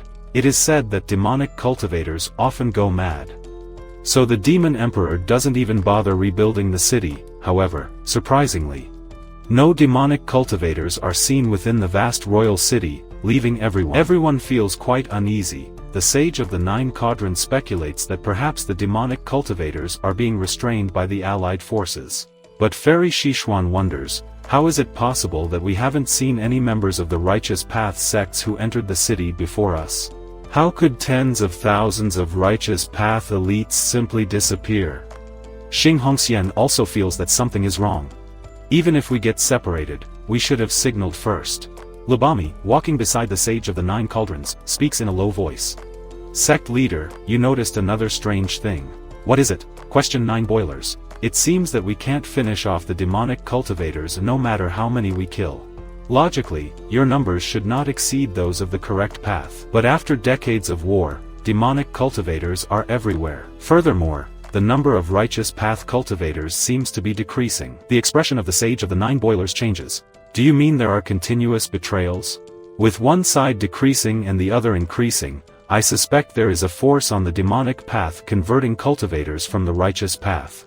Along the way, we encountered many demonic cultivators who had gone mad with cultivation. But his aura seems strangely familiar. The sage of the 9 boilers trembles within, unable to remain calm any longer. Because Lubame is right, after all, those willing to fall into the demonic path are in the minority.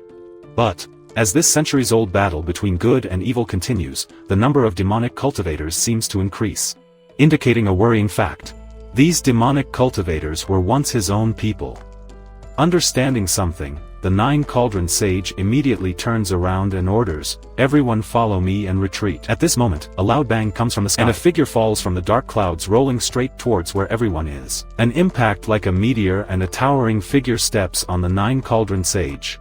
9 cauldron orders the disciples of the pure Jade Jewel sect to quickly flee, while Fairy Shishuan and other elders make way for their disciples, but the greedy demonic arate slowly clasps his hands together. Amitba, where do you think you are going? Since you're here, why not join forces with the demons?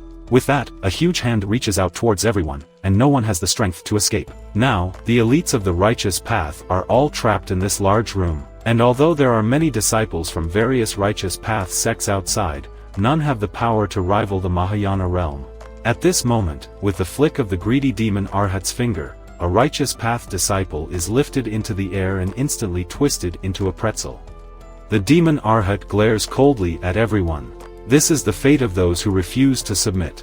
Wait, I'm willing to become a demonic cultivator, a plump elder of the righteous path shouts loudly, trembling as he stands up. The cultivators around him cast angry glances. Huang Jihao, although his hands are tied, tries to kill the traitor. He stamps his feet, and advances towards the chubby man, intending to impale him with his horn. However, the greedy demonic Erat slaps him away, sending Huang Jihao flying. The demonic Erat protects the traitor well. The wise adapt to change. Now you will be in charge of them. With that, the demonic Erat flicks its fingers, and strands of dark energy instantly penetrate the chubby man, as he screams in agony. Everyone watches in horror. Soon, he falls into demonization. The growing power within him makes him feel incredibly comfortable. He instantly exerts pressure, inciting everyone present to surrender and enjoy the feast of demonic energy. After this episode, many with such weaker hearts immediately change sides, declaring their intention to follow the demon emperor in unifying the world. Some disciples of the sacred pure jade sect also begin to grow restless. The Nine Cauldron sage speaks solemnly. The disciples of the sacred Jadapura sect can only die with integrity. Never bow your head to the demons, those who dare to betray the sect and join with the demonic cultivators. Do not blame the god-slaying elder for purging the sect afterwards. Hearing this, those with such wavering hearts look at each other, suddenly feeling a glimmer of hope. That's right, the god-slaying elder hasn't acted yet. Perhaps there is still a chance. The disciples begin to show their determination again. However, Xing Hongxian sighs, realizing that the situation is beyond Hanju's help. He couldn't possibly cross mountains and seas in a short time. Considering that it took them decades to get here, Xing Hongxian sighs silently. Husband, if fate allows, let's be husband and wife again in the next life. Meanwhile, within the natural shelter, Hanzhou enters the Sword Path River once again. This time, he advances 20 steps further than Tai, raising the sword finger. That breaks the boundaries of heaven and earth to a new level. This divine ability can break through realms and attack from afar. Similar to instantaneous spatial leaps, as long as his spiritual sense can capture the target, he can achieve long-range kills regardless of the distance. The lethality of the sword finger that breaks the boundaries of heaven and earth is limitless. Ranju believes that there are few in the moral realm who can resist it. When Hanju checks his social media, he discovers Xing Hongxian's message, revealing that many fellow Taoists have been imprisoned by demonic cultivators. Hanju asks, could the sacred pure jade sect have been taken over so easily? They all had the protection of the celestial puppet. Since they have all been captured, Hanju immediately connects his consciousness with Xin Hongxian's puppet. Finding the puppet imprisoned in a warm, dark environment, with only a sliver of light shining through a crack, he instantly realizes where he is. Given Xing Hongxian's habit of storing strange things there, the puppet suddenly poked its head out, startling Xing Hongxian, and its scream attracted the attention of the demonic cultivators guarding the place. Fairy Xishuan is seen tied up and being interrogated by Lu, the previously betrayed chubby elder. Hanju telepathically instructs the puppet to keep Xing Hongxian quiet. She says, husband, we have been captured by the greedy demon Arhat. The 4 leaders of the demonic path are capturing righteous path cultivators en masse. Most of the captured cultivators were tempted to become demonic, while we who refused, we will be used as sacrifices in the welcoming ritual for the demons. There seems to be a deeper secret with the demon emperor. He may be planning to summon more powerful demons into the mortal realm. Ranzhou reassures her. Don't worry, I will act when the time is right. Xing Hongxian shakes his head helplessly. The righteous path has already lost many cultivators from the tribulation realm, and the power of your puppet is far from enough to face the 4 leaders of the demonic path. We completely fell this time. We will be husband and wife again in the next life. Hanju encourages her. Don't lose hope. The celestial palace of immortals hasn't acted yet. Xing Hongxian shakes his head again.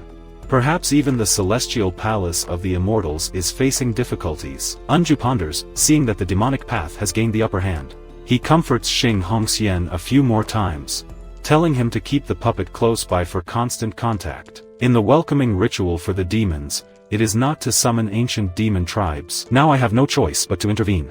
If the demon tribes arrive, the world will be even less peaceful. Hanju raises his right hand and raises his middle finger. When the time comes, it is all up to you. Seeing Hanju's gesture, the Sword of Enlightenment becomes confused. Master, this is a unique gesture. Is it the starting position for a divine skill of the divine hand? Hanju says, this divine skill should not be used lightly only in life and death situations. What does it do? Asks the Sword of Enlightenment. Ignoring the question, Hanju says simply, this will make you feel better before you die. Ever since the dark prison chicken was punished and not allowed to come down from the Fuzong tree, he felt like he was serving a prison sentence. days dragging on like years. Suddenly, a familiar voice is heard from beneath the tree, revealing itself to be Murong-ki returning from his cultivation journey. Hanju asks Murong-ki what he gained from his journey. Murong-ki hesitates, his expression anxious. Grandmaster, may I ask you a question? Among all the paths in the world, which is the strongest? It's the path of the sword. Hanju tells him, there is no strongest path, only the strongest cultivators. Murong-ki agrees. Grandmaster, I feel like I'm not suited for the path of the sword. Recently, when I go out on missions, I find my combat skills to be average. I thought I could make up for my lack of talent with hard work, but despite all my efforts, I didn't make much progress. With a compound inquiry, Hanju asks, since the path of the sword doesn't suit you, why don't you change to another path? Murong-chi is shocked, he didn't expect Hanju to approve of his change of path. Hanjio asks which path Murong-ki feels most suited to. Murong-ki says, I feel I'm most suited to the path of weapons. Specifically long spears or pole arms. But few cultivators use pole arms, they're more suited to mortal warfare. Murong-chi is about to show him when Hanjio unsurprisingly remarks, as expected of the god of war of the divine palace. War gods often use pole arms, both in mythology and in the mortal realm. Then, with a flash of golden light from his fingertip, Hanju reveals, I foresaw your affinity for the path of the spear. And I have already made you a long spear from a branch of the Fusang tree, calling it the sharp spear. Mystical branch curve. The disciples are astonished. The Fusang tree is Hanju's most precious treasure, even attracting 2 sons. Unbelievably, for his disciple, Hanjio gave him a part of the Fusang tree, a treat that no one else has ever received. Murong-ki gratefully accepts his master's generosity. His admiration for Hanju instantly reaches 5 stars. At this moment, Hanju speaks again. Currently, in the battle between good and evil, our righteous path has fallen at a disadvantage. Today, I am prepared to extend a helping hand. On this occasion, I will impart teachings to all of you. If you will be able to comprehend a divine ability or a law, it will depend on your destiny. Elsewhere, as the greedy demon Arhat gives the command, the ritual for the welcoming ceremony for the demons officially begins. Following the greedy demon Arhat's instructions, the demonic cultivators begin escorting the righteous path cultivators to the altar. The righteous path cultivators curse the demonic cultivators, wishing them a terrible fate. And many are directly trampled to death by the traitorous chubby elder Lu. Suddenly, Lu, the chubby elder, screams in agony, feeling a sudden heat from his rear. Courtesy of Huang Jihao's unique headgear, delivering a devastating blow. The righteous path cultivators are escorted one after another towards the altar. Xing Hongxian softly says again, husband, let's be husband and wife again in the next life. Fairy Shichuan calmly asks, is your husband Elder Hanju? Although Xing Hongxian also resides in the Asset Immortal Mountain, the 2 women don't interact much. This might not be possible in the next life. When you reincarnate, he might have already become an immortal. Hongxian is instantly dismayed. What does this mean? Will we be separated by worlds? Meanwhile, Fairy Shichuan's lips curled into a sly smile. At this moment, Gu Yugong walked over. Junior sister, before I die, there is something that I have kept for a long time and want to say. Fairy Shichuan coldly replied, I don't want to hear it, but thank you for taking care of me in this life. If fate allows it in the next life, I am willing to be your mother and take care of you for a lifetime. Nearly 100,000 righteous path cultivators are solemnly led out of the Great Hall. Fairy Shichuan is shocked by the sight before her. Near the altar, piles of bones burn endlessly. And the cultivators who have become demonic cultivators are not few, arranged like an army. How many righteous path cultivators the demonic emperor has captured? Could it be that there really is no hope left? What about the celestial palace of the immortals? In sacred places like these, a female disciple speaks indignantly before they are married. Everyone thought victory was within reach, not realizing that the nightmare had only just begun. The 9 Cauldron Sage is secretly alarmed. How could there be so many demonic cultivators? How did those righteous path cultivators turn into demonic cultivators so quickly? Logically, converting spiritual energy into demonic energy requires a cultivation process, not something that can be done quickly by abandoning one's cultivation and starting over. On a distant hill, Suki and the chaotic heavenly hound peer out from behind a rock. The chaotic heavenly hound trembles. There are so many demonic cultivators, are we really going to leave? We narrowly escaped the clutches of the demonic emperor. I don't want to take any more risks. Su Chi solemnly replies, since our hearts belong to the righteous path, how can we cower? If the demon emperor's plans come to fruition today, the world will surely fall into chaos. Looking back, it might be because we lacked this effort. The chaotic heavenly dog looks distressed. This kid is very correct, if only Ji Xianxian could come now and take them away. On a scenic immortal mountain, Li Qinzi hurries over. Elder Hanju, the sect leader, and the others have been captured. What should we do? The distance caused his news to be delayed by more than a year. Hanju replies, wait, they will be fine. In reality, he is using the innate puppet to observe the situation in the demonic path's royal city. Hanju is waiting for someone, the demonic emperor Gni Ha. As long as Gni Ha is killed, the demonic path will naturally collapse. Li Qinzi asks why Hanjo is waiting for Jin and Ha. Do you plan to rescue them now? Li Qinzi asks. Hanjo says that it is obviously too late to leave now, but there is no need for such trouble. I am about to give a lecture through battle. At this point, Muronqi asks the first question. Grandmaster, I have always been puzzled. Should we pursue longevity or strength? Hanju answers. Every being has its own aspiration. My ambition is endless eternal life. And my answer to you is, when you are the last one left in this world, then you are the strongest. Muronqi is thoughtful for a moment, as he still cannot understand what Hanju means by being the last. Sun Chang'an continues with a question. Grandmaster, there are heavenly laws in the heavenly Tao, and reincarnation is one of those laws. Doesn't becoming an immortal mean escaping the cycle of life and death? He calmly replied. Immortals and gods are merely beings more powerful than mortals. Far from true eternal life. Otherwise, there wouldn't be so many stories of gods reincarnating in myths. Who said that achieving immortality is the end of cultivation?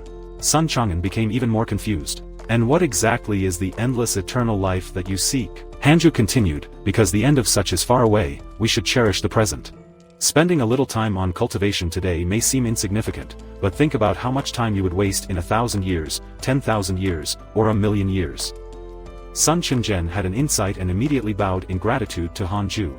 The lecture, seemingly absent-minded Hanju, appears profound and detached from worldly concerns to his disciples. Chicken and Sword of Enlightenment curiously ask Hanju what realm he is in now, and when he can reach Mahayana. Hanjo calmly states, I am already in the Mahayana realm. This revelation shocks everyone. Mahayana realm, the highest realm in the mortal world, Sun Chang'an and Yangtze Anong. However, they are not surprised, as they have accompanied Hanju through many thunder tribulations. At the moment of the demon welcoming ceremony, the sky resounds with thunder and blood churns. As the blood demon ancestor appears first, he releases his terrifying pressure, causing all the cultivators on the altar to feel as if they had been struck by a heavy hammer. The blood demon ancestor looks up at the sky and mutters, it's coming. A figure slowly emerges from the vortex in the sky, arriving with terrifying pressure, appearing above the altar with a posture that looks down upon the world. The demon emperor of Nera finally arrived, as Janae Ha descended amidst the welcome of hundreds of thousands of demon cultivators. All the righteous path cultivators on the altar did not dare to make a sound, only nervously watching the sky. Demon Emperor Janae Ha spread his arms out and began. Followers of the demon path, let me tell you a story at the dawn of the universe, when chaos reigned and all was void. Demons existed before the gods, and then humans and immortals emerged. The demon path seeks freedom from the constraints of the so-called heaven, seeking eternal life. And acting on his wishes, Janae Ha's voice, filled with a sense of the ancient, takes the demon cultivators back to that primordial era. Hanju, listening through the innate puppet, thinks to himself, this demon emperor really has a way with words. At this moment, a voice interrupts Gnei Ha's speech. The newcomer sneers. You think you're the leader of the demon cultivators? Gnei Ha frowns and looks in the direction of the voice, just like the ancestor. The blood demon and the greedy demon, a terrifying aura breaks out on the horizon. With thunder roaring as Ji Xiangqin pierces through a thunderstorm. He appears excited and confident, laughing maniacally at Janae. Ha, I forgave you last time, but this time I'm going to kill you. His arrival cheers up all the cultivators at the demon welcoming ceremony. 3 years after the great battle between good and evil, Ji Xianqin, with his formidable strength, has become renowned throughout the world, even considered the strongest by many. Ji Xianqin also contemplates defeating Gni Ha. Today, in front of the righteous and demonic forces, he will be hailed as the true savior of the world, Suki and chaotic heavenly hound. Look at the scene in the sky. Chaotic Heavenly Hound comments. He has become stronger again. Su Qi looks at Ji Xiangqin's silhouette, her eyes filled with shock and a hint of uneasiness. Sensing that things might not be as simple as they seem, Ji Nei curses the white-haired witch and others for their inefficiency in restraining Ji Xianqin. The blood demon ancestor helplessly declares that the elite forces previously sent were all consumed by the shark tornado, and the white-haired witch and the others had already exerted their full strength against the old monsters of the heavenly immortal mansion. With a cold snort, Ji Nei declared, "In that case, there's no need for me to hide any longer. Although I'm still a bit far from my peak, my current strength is enough to dominate the moral world." He then formed a sword gesture with his hand and cast a spell at Ji Xiangqin. This sudden move shocked the two lords, revealing that Ji Nei had been hiding his true power. Ji Xiangqin, seeing Ji Nei's preemptive strike, found himself unable to dodge. Ji Nenha let out a cold laugh, releasing the oppressive strength of a peak Mahayana realm. Level 8, you insects, relying on secret methods to temporarily reach a hyena, are essentially still in the realm of crossing the tribulation. Today, let me show you the gap between levels within the Mahayana realm. With this, Jineiha's gaze intensifies, and his move firmly strikes Ji Xianqin. The two demon path lords celebrate as Ji Xianqin is knocked down with a single strike. This unexpected turn of events not only surprises Dog and Suki, but also plunges the righteous path, who had just begun to hope for rescue, back into despair. At the same time, Xing Hongxian hears a voice, "Take out the celestial puppet." Hearing this and recognizing Hanju's voice, she immediately brings out the celestial puppet. The puppet raises its right hand, pointing its finger towards Jineiha in the sky. Now is the time, right now. While Jineiha is relaxed after defeating his opponent, Hanzhou is already locked onto Jineiha with his spiritual sense. Yang Tiandong asks Hanju why, even though he is already in the Mahayana realm, he has not yet ascended. While stuck in Jineiha, Hanju replies, "Asking me to ascend? You are in a hurry to go out and recognize a godfather again." Others are curious about how powerful the Mahayana realm really is. Ju, with a casual smile, suddenly releases several bursts of spiritual power, demonstrating a terrifying aura. What is Mahayana? Mahayana is to be unparalleled, defeating enemies with a snap of the fingers. Hanju raises his right hand and points his middle finger towards the horizon. Rayana is to be invincible. With the mysterious sword of the celestial earth breaking the yellow boundary, a strike tears through space. Deeply shocking everyone present, Ji Nei felt a sword energy appear out of nowhere behind Ji Xianqin, piercing through space straight towards him. With no time to think, Ji Nei instinctively tried to dodge. But it was too late to block. Eyes wide, Ji Nei was overwhelmed by the burning sword light. At that moment, his mind went blank until he was engulfed by the sword energy, completely obliterated. Ji Xianqin, just getting up to continue fighting, saw the demon emperor dissipate into dust, blown away by the wind, his brain freezing. And turning to the spatial rift behind him, he wondered, could it really be an immortal who intervened? It was impossible for a mortal to possess such power. It was terrifying, but why did the sword energy from this rift feel so familiar? Could it be that, besides Hanzhou, there is no one in the world stronger than him? All the demon cultivators and righteous path cultivators on the ground still didn't react. Only witnessing a sword energy materialize out of thin air, the heavens, and piercing straight into the demon emperor, without a deafening explosion, or a world-shaking explosion. When the dazzling sword energy dissipated, the demon emperor was gone. The eyes of the blood demon ancestor and the greedy demon Arhat widened in shock. Both of them stunned. Jinei's strength wasn't too far away, and they couldn't even see how Jinei was killed, indicating that the attacker was far beyond them.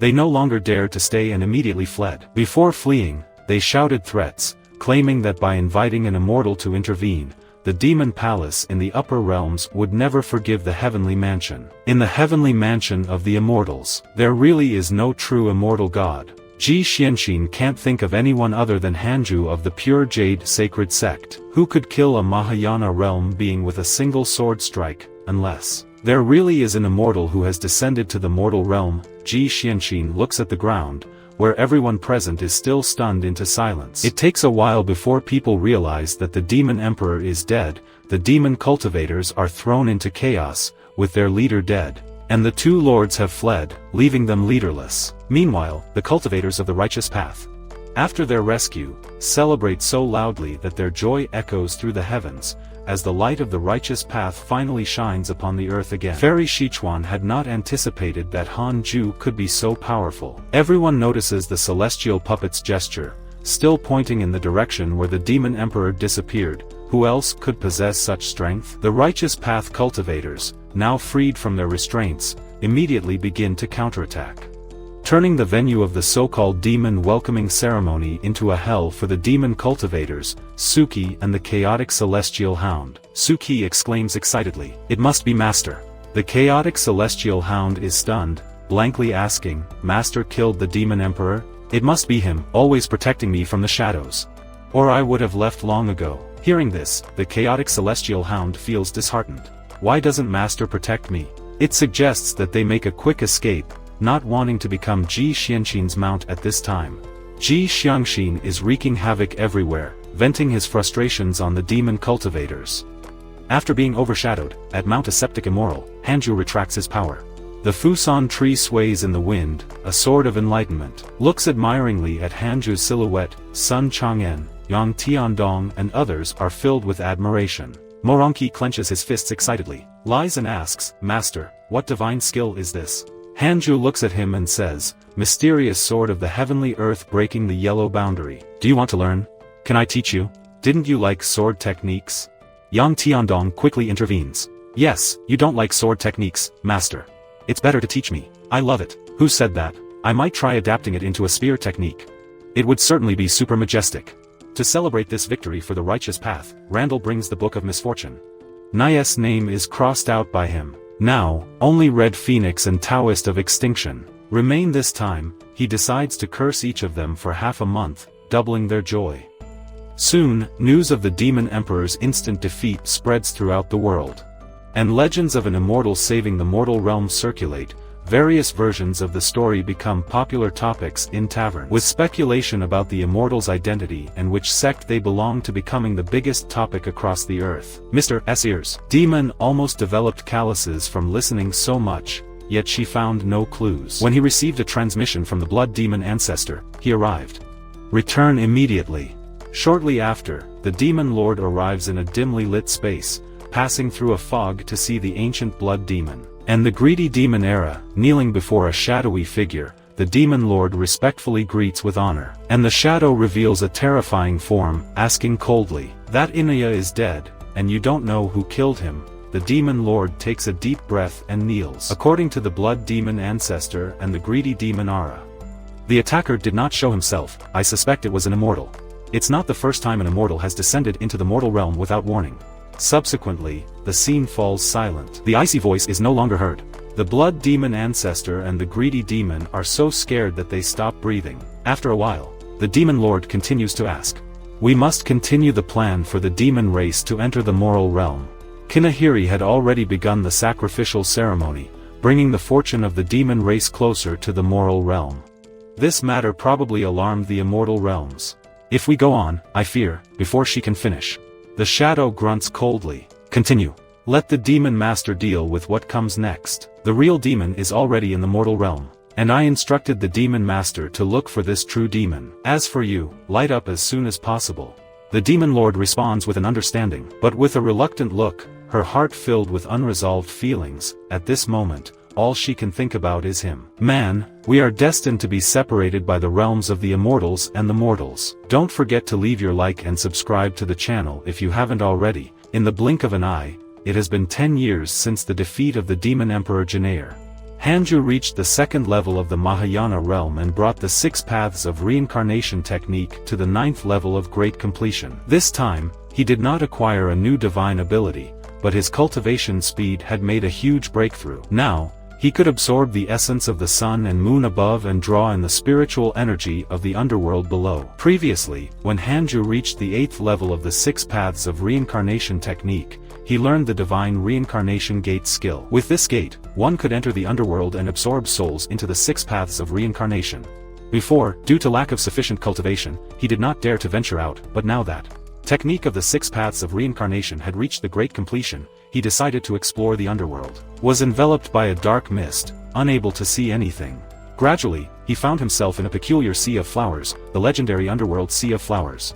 On the shore of the Sea of Flowers, there were countless floating bridges, and the black water that ran beneath his feet made him nervous. He extended his spiritual sense, detecting nothing around, except the water beneath your feet.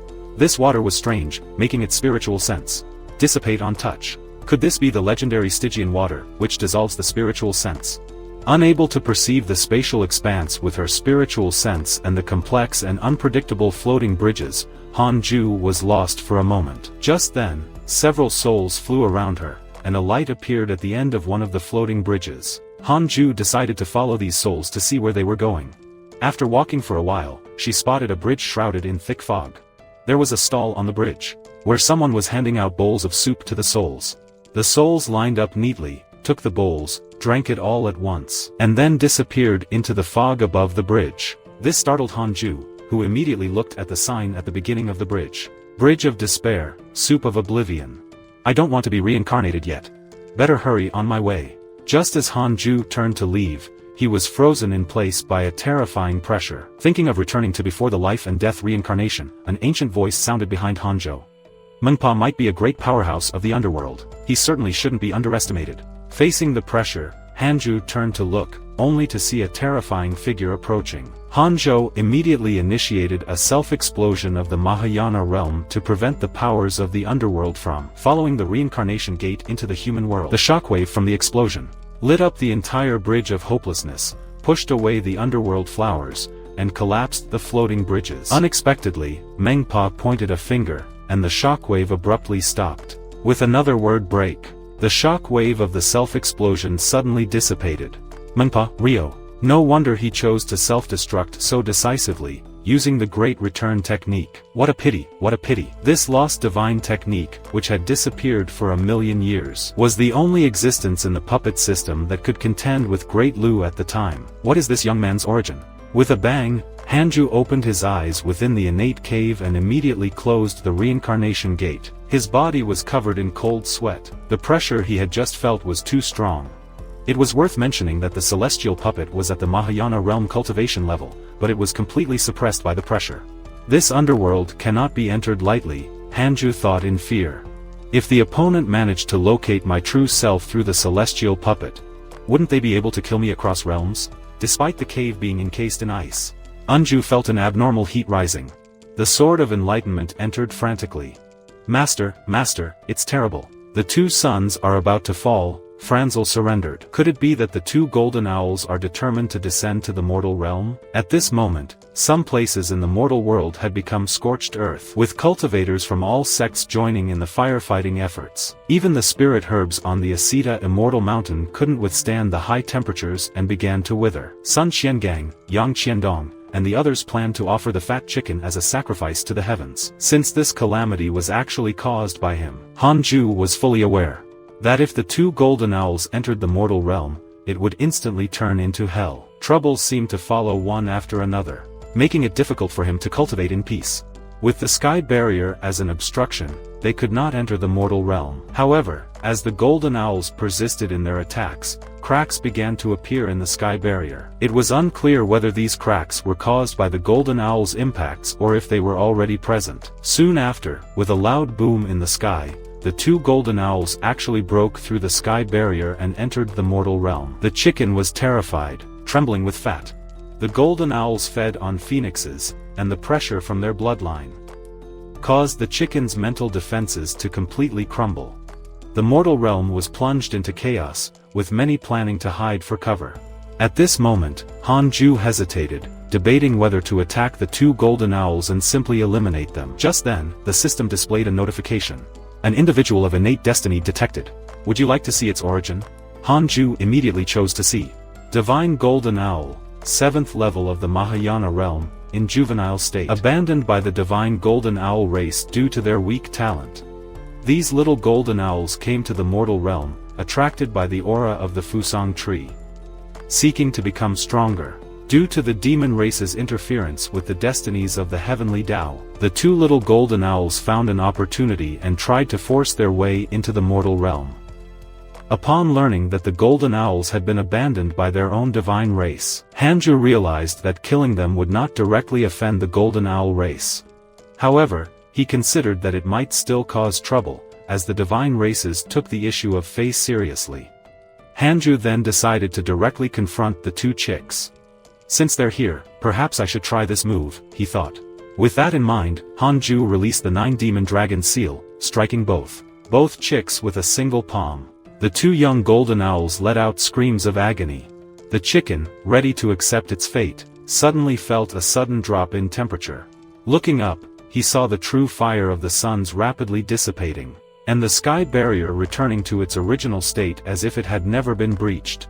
The heavenly Tao responded quickly, and the mortal realm escaped this catastrophe. As Hanju prepared to leave, a figure rushed towards her. What happened to those two cubs? Ji Xianjun asked curiously. Seeing Hanju, he showed no surprise, and Hanju calmly replied, I convinced them to leave. Ji Xianjun examined Hanju and asked with interest.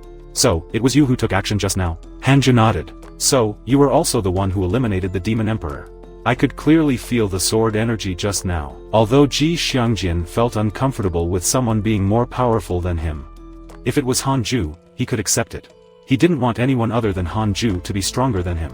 Hanju immediately walked over and covered Ji Xianjian's mouth. This matter must not be spread. If this were to spread out, my life would never return to peace. Let the title of strongest under the heaven be yours. Ji Xianjin was confused. This is a great opportunity to become famous. If you don't cultivate for fame, then what for?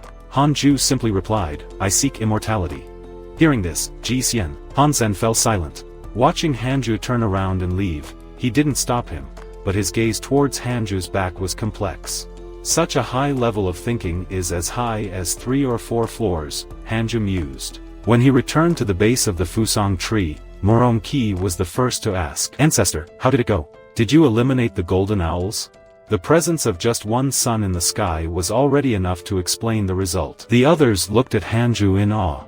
Hanju said solemnly, the Golden Owl clan is an ancient divine race, how could they be easily killed? Murong-ki asked in confusion. So where did they go? Hanju laughed and flicked his sleeves, from which 2 beams of golden light fell. The suppression of the bloodline once again instilled deep fear in the chicken. It's the golden owls, those 2 golden owls that eat phoenixes. This time the chicken was truly terrified, and hid behind the Fusang tree, not daring to show his face again. Hanju said coldly, Fat chicken, you better get used to it. From now on, this Fusang tree will be guarded by you and these 2 golden owls together. Everyone hurriedly gathered to observe the 2 golden owls, as expected of divine beasts. They really do look unique. 2-legged phoenixes are common, but it's not easy to find 3-legged chicks, the disciples commented. With the true fire of the suns dissipated, the 2 little ones huddled together, shivering and looking miserable. The disciples wondered why Hanju decided to keep these 2 troublemakers instead of eliminating them to avoid future troubles. Hanju explained to them. The reason why the Fusang tree attracts divine beasts is because the chicken alone is not enough to protect it.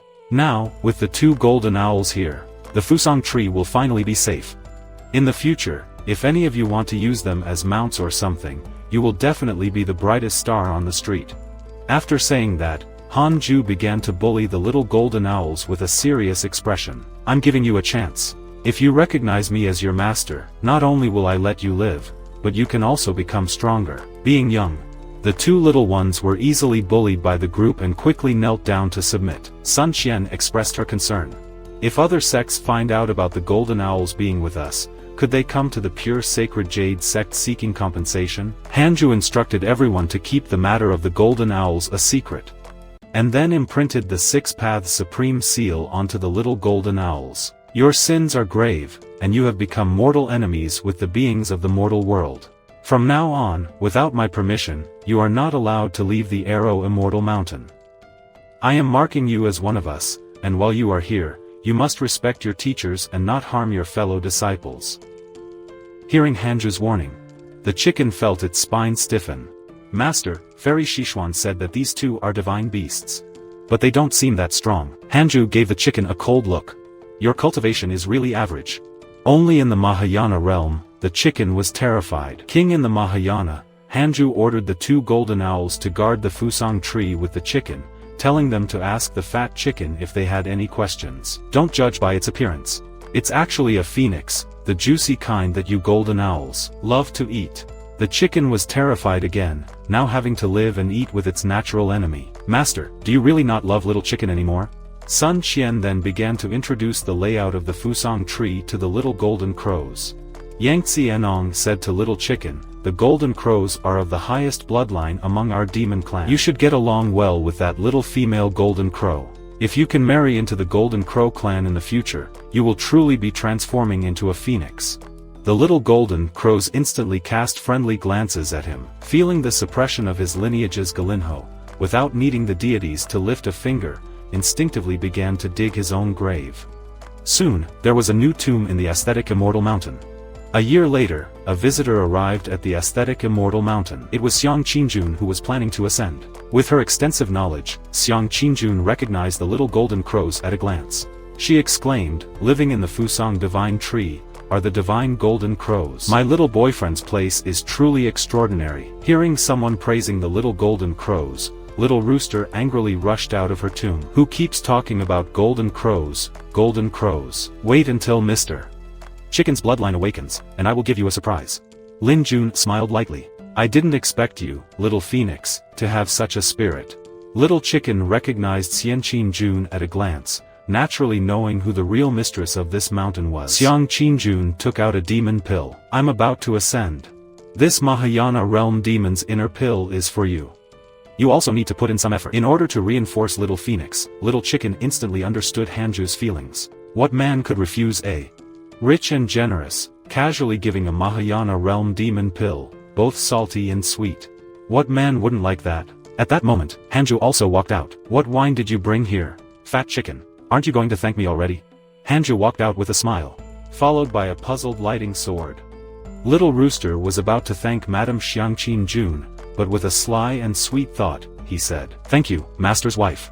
Hearing this, Xiang Qingjun burst out laughing, but then the lighting sword exclaimed, "Another lady, master?" Xiang Qingjun's face instantly darkened. "Tell me, what do you mean by another?" Hanju felt a sudden tension. She's just a child. Don't listen to her nonsense. Xiang Qingjun looked at Hanju with a smiling face. You even subdued golden crows. You must be in Mahayana now, right? Hanju nodded, feeling that his words had deeper meanings. No wonder you can keep beauties in golden houses, with various divine items by your side. Your cultivation speed is really fast. Hearing this, Hanju suddenly felt that she had missed something. Could this woman be eyeing my Fusang tree? At that moment, as if responding to Hanju's thoughts, the system immediately displayed a notification. You can choose a location and the system will help create a barrier. Ju had forgotten that his system had this feature and immediately asked the system to activate the barrier. Due to his rapid increase in cultivation, the barrier had undergone 2 evolutions and could now perfectly cover the entire aseptic Immortal Mountain. Xiangqing Jun nodded. You're not as foolish as I thought. The effect of this barrier is really good. You'll need to be careful in the future so as not to expose yourself easily. Some powerful beings have already started to notice here. It's hard to tell who they are at the moment. After saying that, Xiang Qingjun walked towards Hanju's cave, indicating for Hanju to enter as he had something to say. Hanju instructed Kick, a sword of enlightenment, to guard the entrance and not let anyone disturb them. Hanju's sword was confused, while Kick, with a smile, told her to mind her own business. What else could the master and master's wife be doing in the cave? Once inside the cave, Xiang Qingjun looked around at the treasures filling Hanju's dwelling and was quite moved. I once thought that Ji Xiangqian was the greatest prodigy under the heavens. But it turns out to be you. I truly misjudged back then. But this also shows my good fortune for having met you when you were not yet strong. Now that you are at such a level, my little cultivation partner, would you think of abandoning me? Hanju smiled. Of course not, after all, you helped me a lot. If you need me in the future, I will definitely help you with all my power. Although they were cultivation partners, they were very polite to each other. Xiang Qingjun turned his back and raised his right hand. I won't fool you. I have an opportunity for you. Do you want it? Hanju was startled. I'm already in Mahayana. Worldly opportunities are of no use to me. Could it be that you're talking about? As they spoke, Xiangqing Jun underwent a stunning transformation. Yes, exactly what you were thinking. I can take you to Ascend. As Xiangqing Jun's ordinary appearance disappeared, being replaced by a seductively beautiful countenance with captivating eyes and delicate features, Hanzhou was momentarily mesmerized. Indeed, it would be impossible for the great demon lord to look so ordinary. What do you think? Would you like to ascend with me like this? Hanzhou shook his head. I don't want to ascend yet. The demon lord was puzzled. Why don't you want to ascend? You should know that our chances of survival would increase greatly if we were together. Hanzhou said helplessly. I have people in the Mahayana plains, not benefactors, but enemies. If I ascend with you, I might implicate you. It's better for me to stay in the moral realm and cultivate. Xiangqing Jun thought that Han Ju was afraid of the owner of the great sage of the green python. However, Han Ju told him about the vermilion bird, another divine beast waiting to beat him up. Xiangqing Jun frowned upon hearing this, giving Han Jun a deep look. She suddenly felt that the man before her was shrouded in mystery, as if he was the most enigmatic puzzle in the world. If that's the case, let me help you one more time before you ascend. Would you like to cultivate with me for half a year? Xiangqing Jun approached Hanzhou, asking with a smile. Hanzhou instinctively wanted to refuse, but then he thought about the fact that Xian had really invested a lot, having provided him with so many resources before. And besides, his appearance wasn't bad. Hanzhou nodded. Alright, take it easy. Upon hearing that the master and the master's wife were going to engage in half a year of interaction, Little Chicken immediately put away the sword of enlightenment. The master's wife is going to eat the master. Small children should not watch. Hurry up and leave. Little Rooster then imagined the continuation of the story for Hanzhou. In his vision, after a deep interaction, the master and the master's wife would have produced a love child. After 6 months of pregnancy, a beautiful daughter named Hanlim would be born. The young lady, being pampered from a young age and possessing several unique skills of an immortal mountain ascetic, would descend the mountain alone, to pacify the demons of the world. Every new year, the family would enjoy a harmonious time making dumplings together. Lost in his own story, Little Rooster was brought back to reality by Yang Tiandong, reminding him that the master had yet to settle accounts with him for the Golden Crow disaster. Feeling proud, Little Rooster had already asked Sun Qiangang to prepare a barbecue feast for Hanzhou, believing that it would surely revive her spirits. It was then that the Sword of Enlightenment noticed Master's wife, and Master emerging. Little Rooster thought that Hanzhou would be exhausted, but instead, Hanzhou and Xiangqing Jun seemed more vibrant. Their cultivation seemed to have increased significantly. Galen's beliefs instantly collapsed. What about the promised young master? Where's Han Ling? Hanzhou grabbed him by the feathers around his neck. Keep talking, kid. Let's see what else you've come up with for me. You guys were just discussing that for half a year. And you came up with such a crazy story. Xiangqing Jun smiled gently. Don't be so harsh to the little phoenix. Try to get along with your disciples.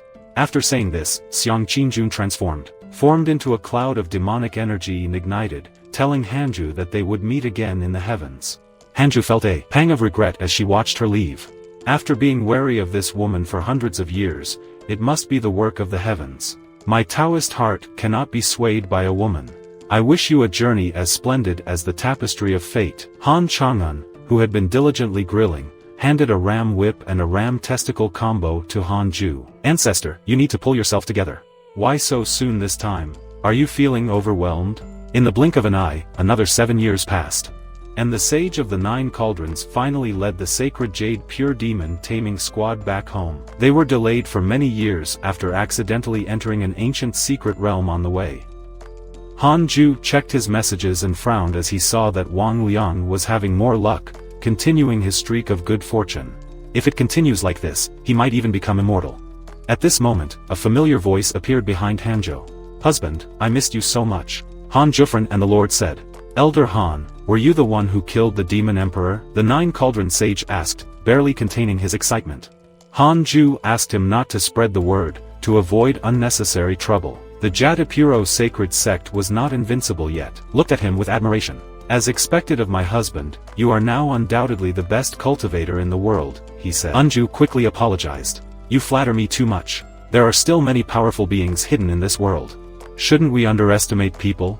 It doesn't matter. My husband is the strongest, Fairy Shishuan said, recalling the past. She never imagined that this disciple, who once caused her a lot of headache, would become the world's top cultivator in just a few hundred years.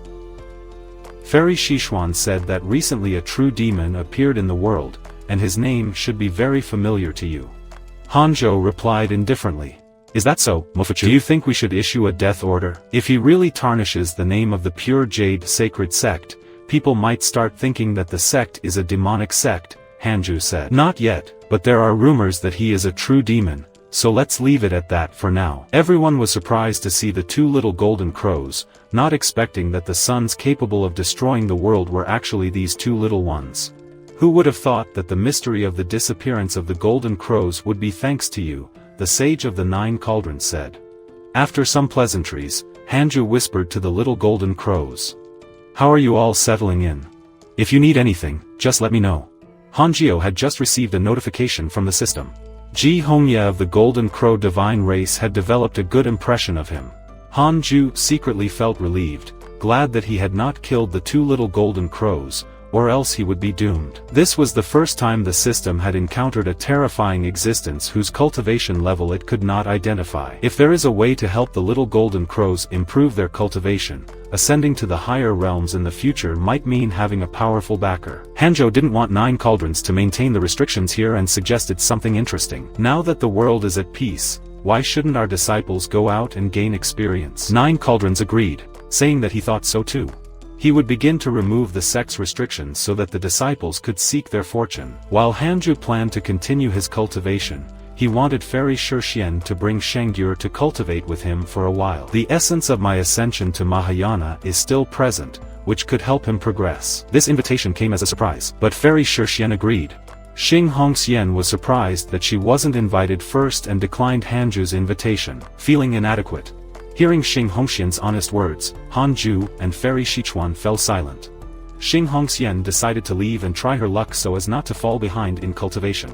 Chongyu also expressed her desire to leave, feeling helpless to accompany junior brother. The two decided to leave together. Hanzhou accepted their decisions, but before they left, he upgraded his celestial puppets and asked them to spend time with him. Meanwhile, Su Qi, his direct disciple, finally returned after many years of misfortune in the Jerapuro sacred sect. Hanzhou was surprised and happy at the return of Suki, who had reached the 7th level of the spirit transformation realm. The system hadn't given any notice of his return, which indicated that it had been a long time since they last saw each other. It seemed that not even the demonic beast taming sect could hold Suki back. Nothing intimidates me so much. It seems unrealistic to find excuses to send him out again. Suki, finally ready to meet the master he had longed for, was about to return to the aseptic immortal mountain, the home that had given his life new purpose. No one knows it better than I do. Dog asked Suki, you said that you've been practicing aseptic cultivation on the mountain with your master since you were young and have never left. Are you sure you're familiar with the pure jade sacred sect? Suki replied, that doesn't matter. Let's go to the inner city to take a tour before visiting the master, experience the worldly pleasures and eat some delicious chicken that I've never tasted before. Unbeknownst to them, Hanzhou was already close by. Seeing Hanzhou, Suki exclaimed, Master, I have completed the mission you gave me. Thank you for your secret protection over these years. Hanzhou thought uncomfortably. What secret protection? That's your bad luck. I won't take the blame for this. Hanzhou said, you dare to cause trouble after the fall of the demon dynasty? You're quite audacious. It's not that easy to enter my territory. Suki was confused. Master, what are you talking about? I didn't cause any trouble, Hanzhou sneered, and a demon-subduing seal struck Suki, rendering him unconscious. Dog was shocked and immediately grabbed Suki, saying to Hanzhou, Master, you've lost your mind, he's your disciple. Hanzhou asked Doggy to step away from Suki, then said, have you noticed the potential within Suki? And was trying to lead him down the path of a demonic cultivator, thinking that I wouldn't find out. As soon as he finished speaking, a powerful demonic aura surged from Suki's body. Dog was shocked and said, is this demonic energy? How is it inside Suki? I've never seen it before. A demonic master floated out of Suki's body, laughing sinisterly. Hanzhou asked, fellow Taoist, why are you hiding inside my disciple's body? The demonic master said, to notice my presence, you must be at least in the Mahayana realm. No wonder this brat talks about you so much. Hanzhou received a system notification. Demon Master, Level 7 of the Mahayana realm, Soul Fragment State. The strongest demon cultivator on the demon path for 10,000 years. Honored as a demon master. Harbors hatred towards you for being Suki's master. Will seek to kill you if given the chance. Hanzhou made a sudden move, using the 6 paths soul absorption to try to control the demon master's soul fragment. The demon master said angrily, "What are you trying to do? If you dare attack my soul fragment, be careful, or you will pay with your disciple's life. This brat's body has been taken over by my soul fragment, and if you dare destroy me, your spiritual sense foundation will also be destroyed." Hanju remained calm and said, "Killing those of the demon path is the duty of us on the path of righteousness. We have no grudges or grievances. If you release my disciple, I will allow this soul fragment to depart." "How about it?" the demon master said disdainfully. Naturally. After speaking, he left Suki's body. Suki woke up and resented the demon master, asking when this happened and if he was being spied on. Hanju, satisfied with the outcome, said to the demon master, "You may leave." The demon master reluctantly left, increasing his hatred for Hanju to 5 stars. Suchi, worried, said, "Master, he wanted to take me as his disciple, but I refused. Be careful, in case he seeks revenge against you." Hanju reassured him, "Don't worry. I was just playing the long game," teasing him. When his soul fragment returns to his main body, he will receive the same treatment as Jin Aya. Hanjo thought to himself about the superficial usefulness of the 9 dragon demon subduing seal, but leaving a trick up his sleeve. Hanjo took Suchi and Dogi back to the ascetic immortal mountain, where many disciples came to see them. Sun Kyunghan exclaimed, "So this is the legendary second senior brother? Quite handsome." Hanju quickly took Suki to the cave to cultivate in seclusion. At this time, Sheik said to Dogi, "It's been years since we've seen each other. How have you been outside? How about a little spar to see how far you've progressed?" Yang Tiandong was not only at the nascent soul stage, he had reached spiritual transformation so quickly. "Master must have taught you a lot. Although his realm is inferior to mine, fighting him would likely result in my defeat. Considering that Master has overcome stronger opponents before," he then looked at Sun Qiangang. This bald man's cultivation seems similar to Yang Tiandong's, but his spiritual power seems almost endless. It seems like he specializes in defense. I can't win a war of attrition against him. Then, he saw the only female disciple, Sword of Enlightenment. This lady's spiritual power is also endless, but her cultivation is only at the nascent soul realm. I could probably bully her a bit. However, knowing that Master possesses such a great spiritual energy capacity, she should be favored by him. I better restrain myself. Finally, Dog fixed his eyes on a little chick in the yard, thinking, "I know it's shameful, but I need a victory now to prove the dignity of the great sage of primordial chaos." This is about dignity. The golden crow couldn't believe that Dog would actually choose him, because he had concealed his aura. Looked no different from the little chick on the surface, which is why he was chosen. "Me, are you sure?" Dog pointed at the little golden crow and said, "Yes, you. Didn't expect it, did you? I, the great sage of primordial chaos, don't even spare children with low spiritual energy." Annoying, isn't it? I'm shameless. I guess Yang Tiandong and the others will beg for mercy. But of course, I will give them a way out, effectively asserting a strong position. From now on, I will have a say in this mountain. To Dog's surprise, the little chick and the others smiled and said, "Go ahead, don't hold back. The master has been wanting to teach you a lesson for a while now. You just do whatever you want." Hearing this, Dog felt a surge of anger. "Little thing, don't be so arrogant. Today, I will teach you what it means to respect your elders." Seeing Dog's doomed attempt, everyone showed the characteristic aseptic expression. Immortal Mountain. Just as Dog was about to act, he felt an intense heat approaching, followed by a flash of blinding sunlight.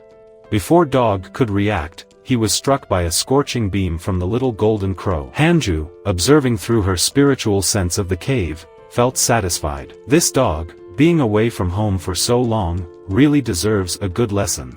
Suki, having shared hardships with Doggy for so long, couldn't bear to see him being defeated and mentioned the incident about Dog being imprisoned by the Demon Emperor. "Master, the heavenly dog didn't want to not come back. He was imprisoned by the Demon Emperor. Please forgive him." Hanju reassured him. If he had gone back with Yang Tiandong earlier, none of this would have happened. Well, let's leave it at that. Yang Tiandong and the others were envious of Su Qi receiving personal guidance from Master. "Junior brother, I didn't expect you to receive personal guidance from Master. It seems that Master plans to focus on cultivating you." Su Qi replied. "Senior brother, don't worry, I will cultivate diligently and will not disappoint Master's sincere efforts." Hanju said to Suki, "From now on you will stay in the cave and cultivate with me." Suki replied emotionally. "That is the warmest thing I have ever heard. Then Sword of Enlightenment, who had always been in the cave, was sent by Hanju. Ah, Sword of Enlightenment, you should stay out for now. Sword of Enlightenment was confused. Master, why? Hearing that Suki could receive personal instruction, Dog felt even more sad. I feel like I can't love anymore. Master doesn't even guide me personally. Tiki, however, didn't think much about it. Silly little dog, Master practices aseptic cultivation in the cave. From half a year to several decades. Can you handle this? Dog was surprised. Cultivating for so long? I can't stand it. Chick took something out. Then isn't it settled? Here, take this and join us for the team integration event later. Dog didn't understand the fishing squad's rules for aseptic cultivation to immortality. Integration event? What's this for? Yang Tiandong replied. Of course, it's for fishing. I painstakingly researched 18 fishing techniques all night. Today we won't go back empty-handed. Hanju smiled bitterly. After finding Suki, it's not up to you to go back empty-handed. At this time, Hanju received a system notification. Hanju read it and felt that the cultivation world was much more peaceful than before. Xiangqing Jun lit up. Meeting her again will be uncertain. At the other end of the universe, in a desolate desert swept by wind and sand. In addition to the Demon Master's mark, Hanju felt another mark, because there are others of his. By the end of the 6 paths here, it turns out to be Hanju and them. In front of the Demon Master were 3 people. Mafuchu Hanju and a woman in a long robe. True demon. Stop fighting. The mission of the Mo clan, of your bloodline, is to help our demon race overthrow the moral realm. Once the human race is annihilated, as contributors, you can all ascend to the higher realms and become immortal. Mafuksu gritted his teeth. I have no interest in your ascension. Don't think that you can make our Mo family become the demons that bring disaster to the human race. The Demon Master sneered. Oh, haven't you killed enough people? Mafuksu retorted. Those deaths weren't my intention. How many times? I was forced. The Demon Master sneered even more. What about your brother, Zofan? Do you remember how you killed him? Mafushu's expression instantly darkened. You, Hanju, also said fearlessly. Demon Master, give up. Although our Mo family has demonic blood, we are still essentially human. If we really help the demon race replace the human race, then we would be nothing more than traitors seeking glory for our ancestors. Seeing the 3 from the Mo family unmoved, the Demon Master became a little angry. Little girl, you are seeking death. Feeling the approach of the oppressive force of death, Hanju thought of Mafuchu again. And is only in the Tribulation Crossing realm, and the puppet he sent to fight the Demon Master is undoubtedly like throwing an egg against a rock. It seems that we are about to go our separate ways. At this moment, the long-robed woman, the leader of the Mo family, Moyalim, intervened.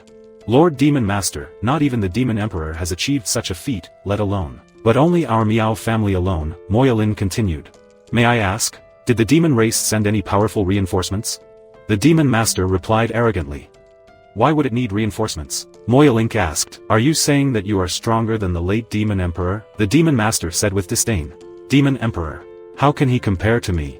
The reason why I didn't act earlier was just to use him to test the strength of the righteous path, allowing him to reveal all his cards. As for me, in order to not be rejected by the heavenly Tao, I deliberately imprinted my cultivation level, but I'm actually close to the 9th level of the Mahayama realm. Hearing this, Hanju coldly snorted. The demon race truly harbors evil intentions, daring to plot against our human race. With only the Mahayama realm, simply seeking death. This is a good opportunity to teach Moyalim a lesson, to avoid further trouble later. With that, Hanju raised his right hand, his middle finger pointing towards the horizon, heaven and earth. Mysterious yellow boundary-breaking sword finger. Aren't you the type who doesn't seek revenge overnight? If I want, I can do the same.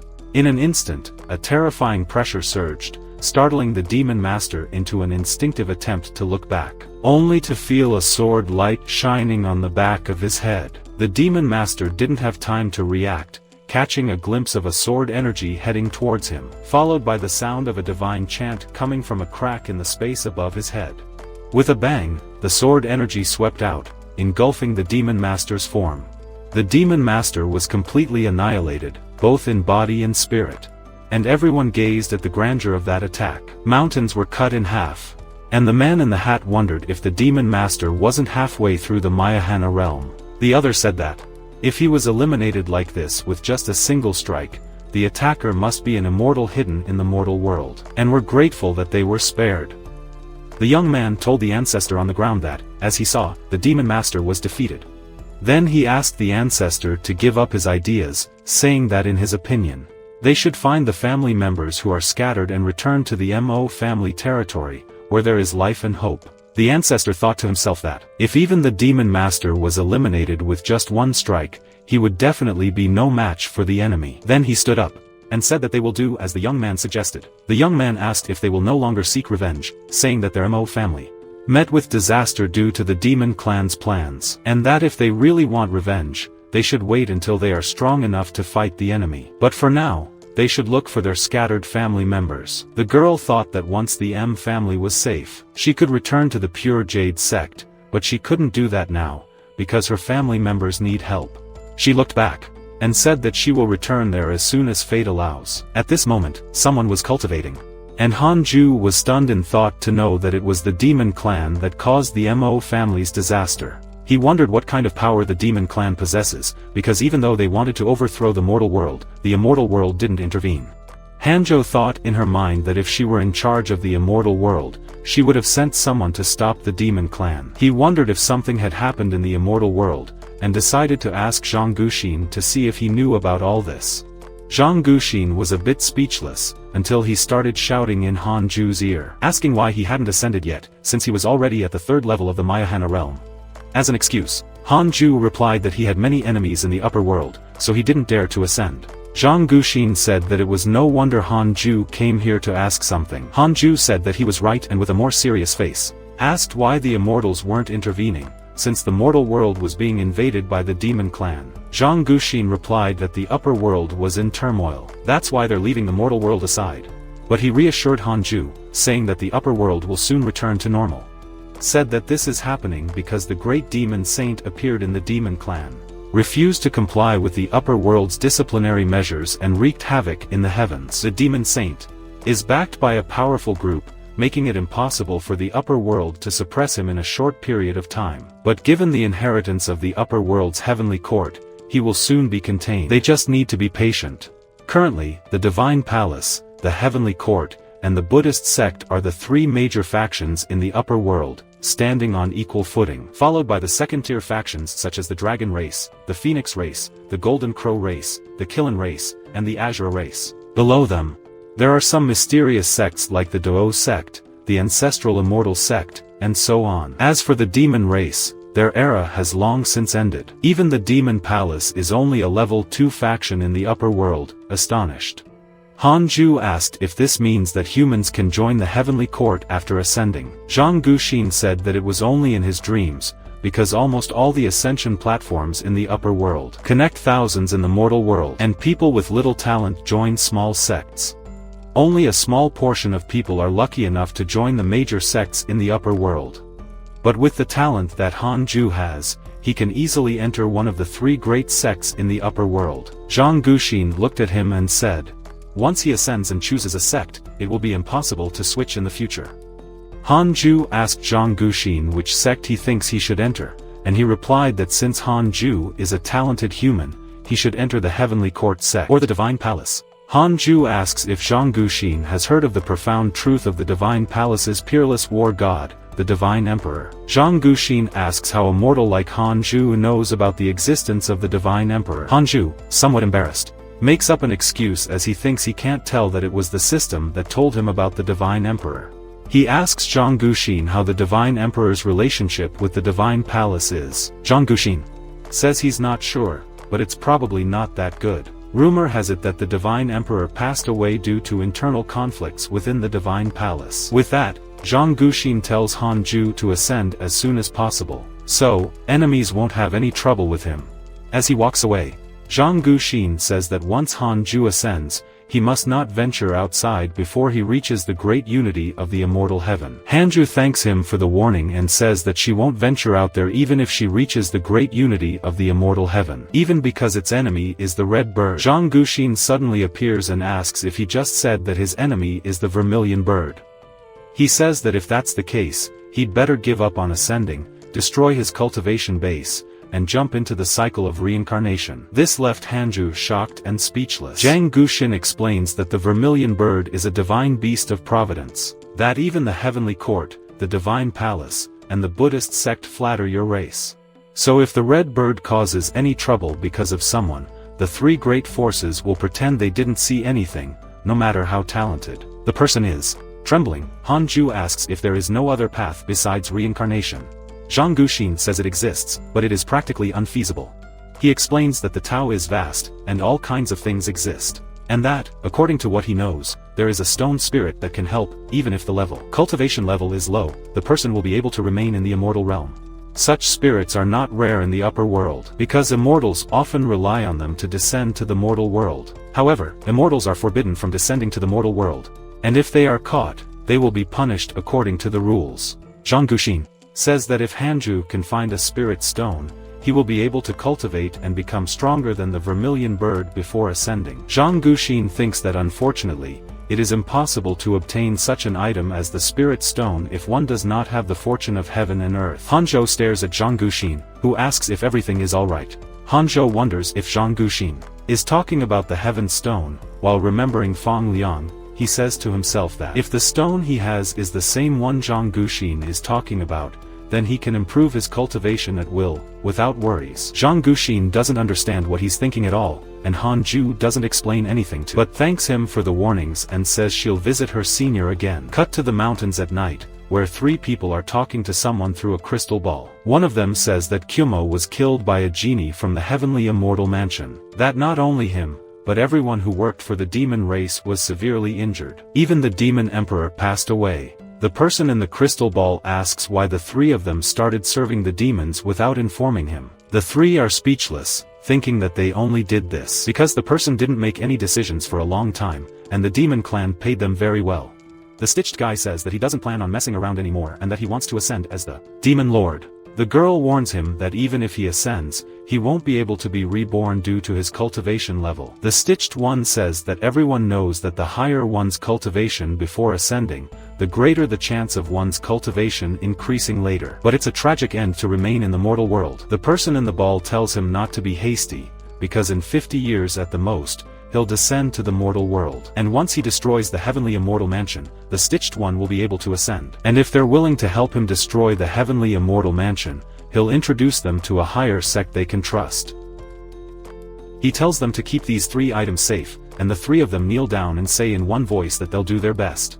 The person in the crystal ball tells them not to worry about the demon clan, as the heavenly court will attack soon. Cut to 20 years later.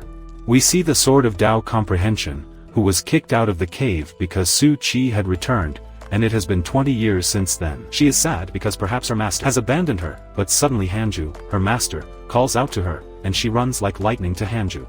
He tells her that from now on, she can enter the cave. She looks around and asks where Suki is. We are shown that Suki is making her own abode in the cave. To have her own personal space to cultivate, not to mention that the spiritual energy is more condensed there. Hanzhou also tells the Sword of Tao Comprehension that it is forbidden to disturb Su Qi in his cultivation, while thinking that this is the only method to reduce your misfortune. Suki was quite excited when Hanju gave him a personal space of his own. As the Tao Comprehension sword rushes out of the cave, Hanju thinks that everyone should do their best, because time waits for no one. He picks up his stone and thinks that it will take at least 100 years until he can break through beyond the Mahahana realm. Taking his stone, half thoughtful, he looks at the system screen that appeared showing various information. One of them being that the Taoist Ji Kong has ascended and Ji Xianxian has returned. Hanju is surprised by all this news, but what catches his attention the most is that Fang Liang is incredible, as he has received 9 great fortuitous encounters in just 20 years. He wonders if all the children of heaven and earth are so exceptional and have a strange expression. He thinks that when this brat returns, he will already be in the Mayahana realm.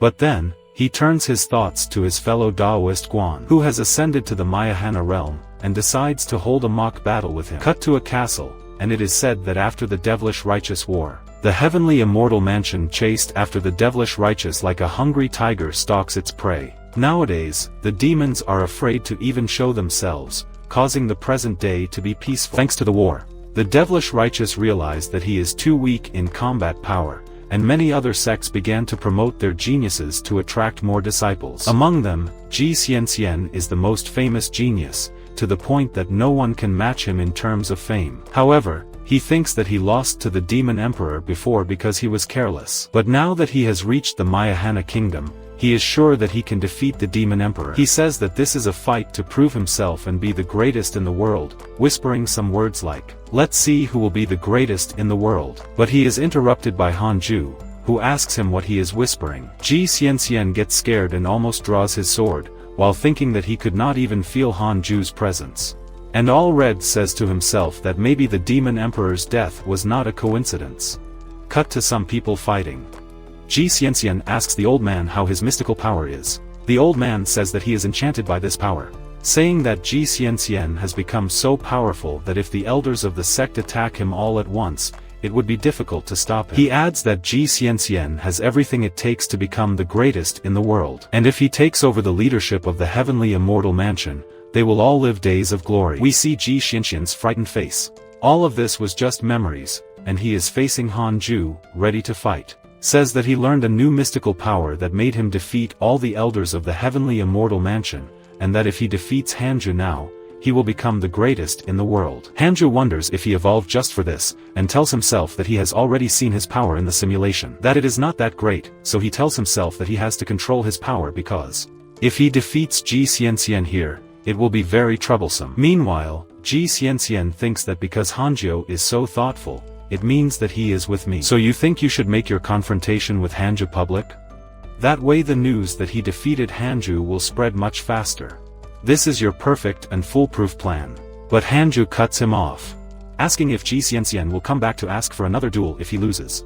He is shocked, and asks what he means by that, saying that he will never lose after evolving so much. Angrily, orders Hanju to use the skill that made the Demon Emperor capsize, but with an indifferent expression. Hanju says that it is unnecessary, after all Ji Xianxian still has many years to live. So, he orders Ji Xianxian to enjoy himself a little longer. Ji Xianxian approaches Hanju and asks if he is scared, saying that they will fight no matter what happens, and disappears. We see his foot, and he says that this technique is called the Great Immovable Thunder Pagoda of the Sage Monarch, explaining that this technique can defend and attack at the same time. He states that if Hanju can break this technique, he will no longer bother him. With frightening eyes, he says that no one in the Celestial Immortal Mansion has been able to break this technique, and activates it, releasing a great aura.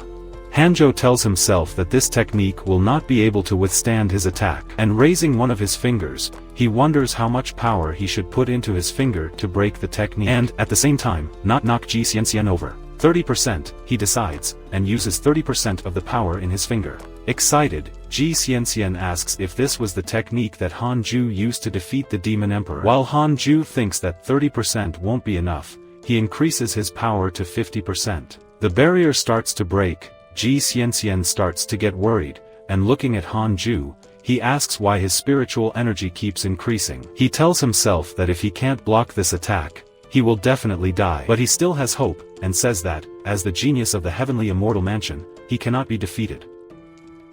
Hanju asks if he won't give in, so he decides to increase his spiritual energy a little more to 80%. The ground starts to crack and Ji Xianxian tells Hanju to come at him with everything. With energies everywhere, Hanju says that if Ji Xianxian fails to block the attack, he will only be digging his own grave, but Ji Xianxian doesn't care, and tells Hanju to use everything he has. We see Hanju's red eyes.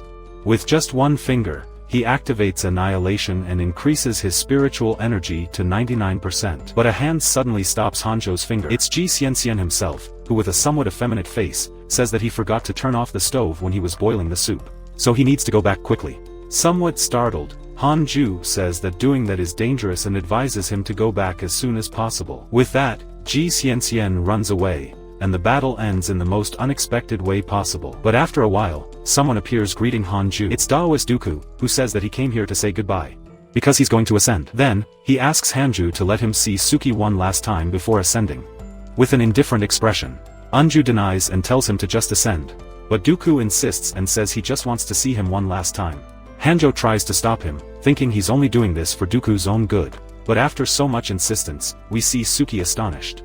After learning that his Lord Dooku is about to ascend, Dooku says that Suki is the only member and hope of the demon-taming sect, since it was destroyed. As he speaks, Su Chi thinks to himself that it was Master Hanju who destroyed the demon-taming sect, but decides not to say anything to Dooku, so as not to cause problems for his master Hanju, who is deep down thinking that he only wanted the best for Dooku. But he was ungrateful, so he'll let him do whatever he wants. After a while, we see some bottles. Suki and Dooku appear to be drunk, talking about how short life is, while Hanju is in charge of the kitchen. Later, outside, Dooku is saying goodbye to Hanju and Suki. Hanju asks if he's not drunk, Dooku denies it. But his face says otherwise. He then walks away, waving to Hanju and Suki, and suddenly a lightning bolt strikes him. Hangul pulls Suki away, while thinking that as expected. Cultivation has become terrible, because he accidentally summoned the ultra-rare 9 Emperor's Tribulation Thunder. But Li wishes him good luck. 8 years later, the system screen appears, and Hanju is still thinking that Dooku deserved that lightning bolt for insisting on meeting Suki. Another system screen informs that Zhou Fang is still alive, to Hanju's astonishment, and that he has obtained a great unity luminous treasure. As for Murong Qi, Hanju sees that he has evolved a lot and thinks about maybe giving him the task of capsizing the Red Bird. We see Murong Qi with a machine gun at that exact moment, but it cuts to someone calling Hanju and saying that the Fusang tree is moving again. At the scene, Hanju asks the chicken if she took the others to fish in secret, to which she denies. Up in the tree, we see 2 little chickens playing with a lilac flame. Suddenly, they get scared, look at the mountains, Hanju and the others also look there, asking what is there, when suddenly a great bang, like an earthquake, happens. The whole area can feel this bang, even the disciples of the entire Pure Jade sect. A girl asks her master to look at the sky. Hanzhou wanders north of the Great Yang, something that doesn't make sense because north of the Great Yang is 10,000 miles away. A yellow chicken says that this aura they are sensing belongs to Weirman, and it seems like he will appear at any moment. Hanzhou is somewhat reluctant, wishing in his heart that this is not another disaster, and we are shown the mountains of northern Great Yang. We see the demon king of Ansu, kneeling and trembling. He tells someone that the direction he mentioned is the Jade Purity sect, but advises the being not to cause trouble there. The being, amazed by Jiansu's advice, asks if the Jade Purity sect is that powerful. Jiansu says that they are not that powerful, but believes that an immortal is living there among them. The being doesn't believe it, and Jiansu, still trembling, says that the Jade Purity sect is the most dangerous place in the world. He says this while remembering Hanju's face. 2 other monsters appear and tell the being that the reason they went up to the surface is to look for the treasure that attracts them. And that's why they shouldn't retreat just because of some sect. The being tells them to panic, but for some reason, he feels a terrible sensation when he approaches the Jade Purity sect. And all the other demons who went there said not to approach that place. So, he asks the monsters to be more careful, but the monsters get furious and say that they can end that sect in the blink of an eye. The being calms them down and says that they know very well that their intuitions almost never fail. Then he says that they will first go to Great Yen to investigate things more calmly before entering the Jade Purity sect. Lastly, he looks at the Ansu Demon King, who is kneeling, and tells him to get up and take a walk, as he wants to see something from him. Half a year has passed. Hanju is sitting with 2 men, and one of them says that the noise they heard half a year ago, found by an ancient ferocious beast in the northern demon region, and the other green-haired man says that this place is not too far from Great Yen. Hanju thinks that the Fusang tree anomaly also happened half a year ago, so he wonders if these 2 events have any relation to each other. The other man says that this is an urgent message from the sect scout's spiritual jade scroll. Hanju asks the scroll if it knows anything about the ancient ferocious beast of the northern demon region. The scroll replies that it does, and that the beast is called the 3-headed ancient king, that it can control the wind, summon rain, has wings that allow it to fly, and can also swim in the ocean. It also mentions that the beast is looking for a treasure. Hanju thinks to himself that this treasure must be the Fusang tree. And the other 2 men are relieved that the beast is not targeting the Jade Purity sect, but only their treasure. Hanju wonders if this beast will invade the Jade Purity sect and the Fusang tree becomes more developed. And looking at the tree, he asks why the monster has not arrived at the sect yet, if it has already been half a year since the commotion. With his hand on his cheek, Hanju orders the others to control the sect until disaster comes to them, and they nod in agreement. Hanju decides to curse this monster in advance with his book. The 3 continue talking about the development of the Pure Jade sect, how they will organize the disciples. While drinking his tea, Hanju has no objections and lets them do as they please. After that, 13 years pass. We see a group of people and a girl showing the disciples from outside the city some attractions, such as the statues. The people kneel before the statue as a sign of respect, and a fish asks the girl what these kneeling people are doing. The girl, excited and radiating happiness, says that rumors say that, if you make this statue your master, your life will change and you can become a great expert. She happily says that everyone knows this, and the fish and other animals thank her for informing them. But they say that they won't do it because they don't like to depend on luck and they didn't travel several miles just to kneel before a statue at the end of the day. Cut to Hanju, looking at the system screen. He says that he has waited for 13 years for the descendant of the true dragon. He activates the divine sense in his eye and searches for the location of the descendant of the true dragon. He keeps probing until he sees a relaxed white face with a toothpick in its mouth. This guy, dressed in green and with an indifferent expression, is the three-headed dragon king, who even asks the people kneeling to give him some space because he also wants to kneel to become a disciple. This makes Hanju look surprised and wonder why the three-headed dragon king wants to become his disciple. He then enters the simulation test while thinking that he has gained a lot of battle experience in this simulation test. But a question won't leave his head about how big this simulation test is. In front of him, the silhouette of a monster appears. He wonders if it is the three-headed dragon, the WIRM. The three heads appear and they are preparing their ultimate skill right away, which surprises Hanju.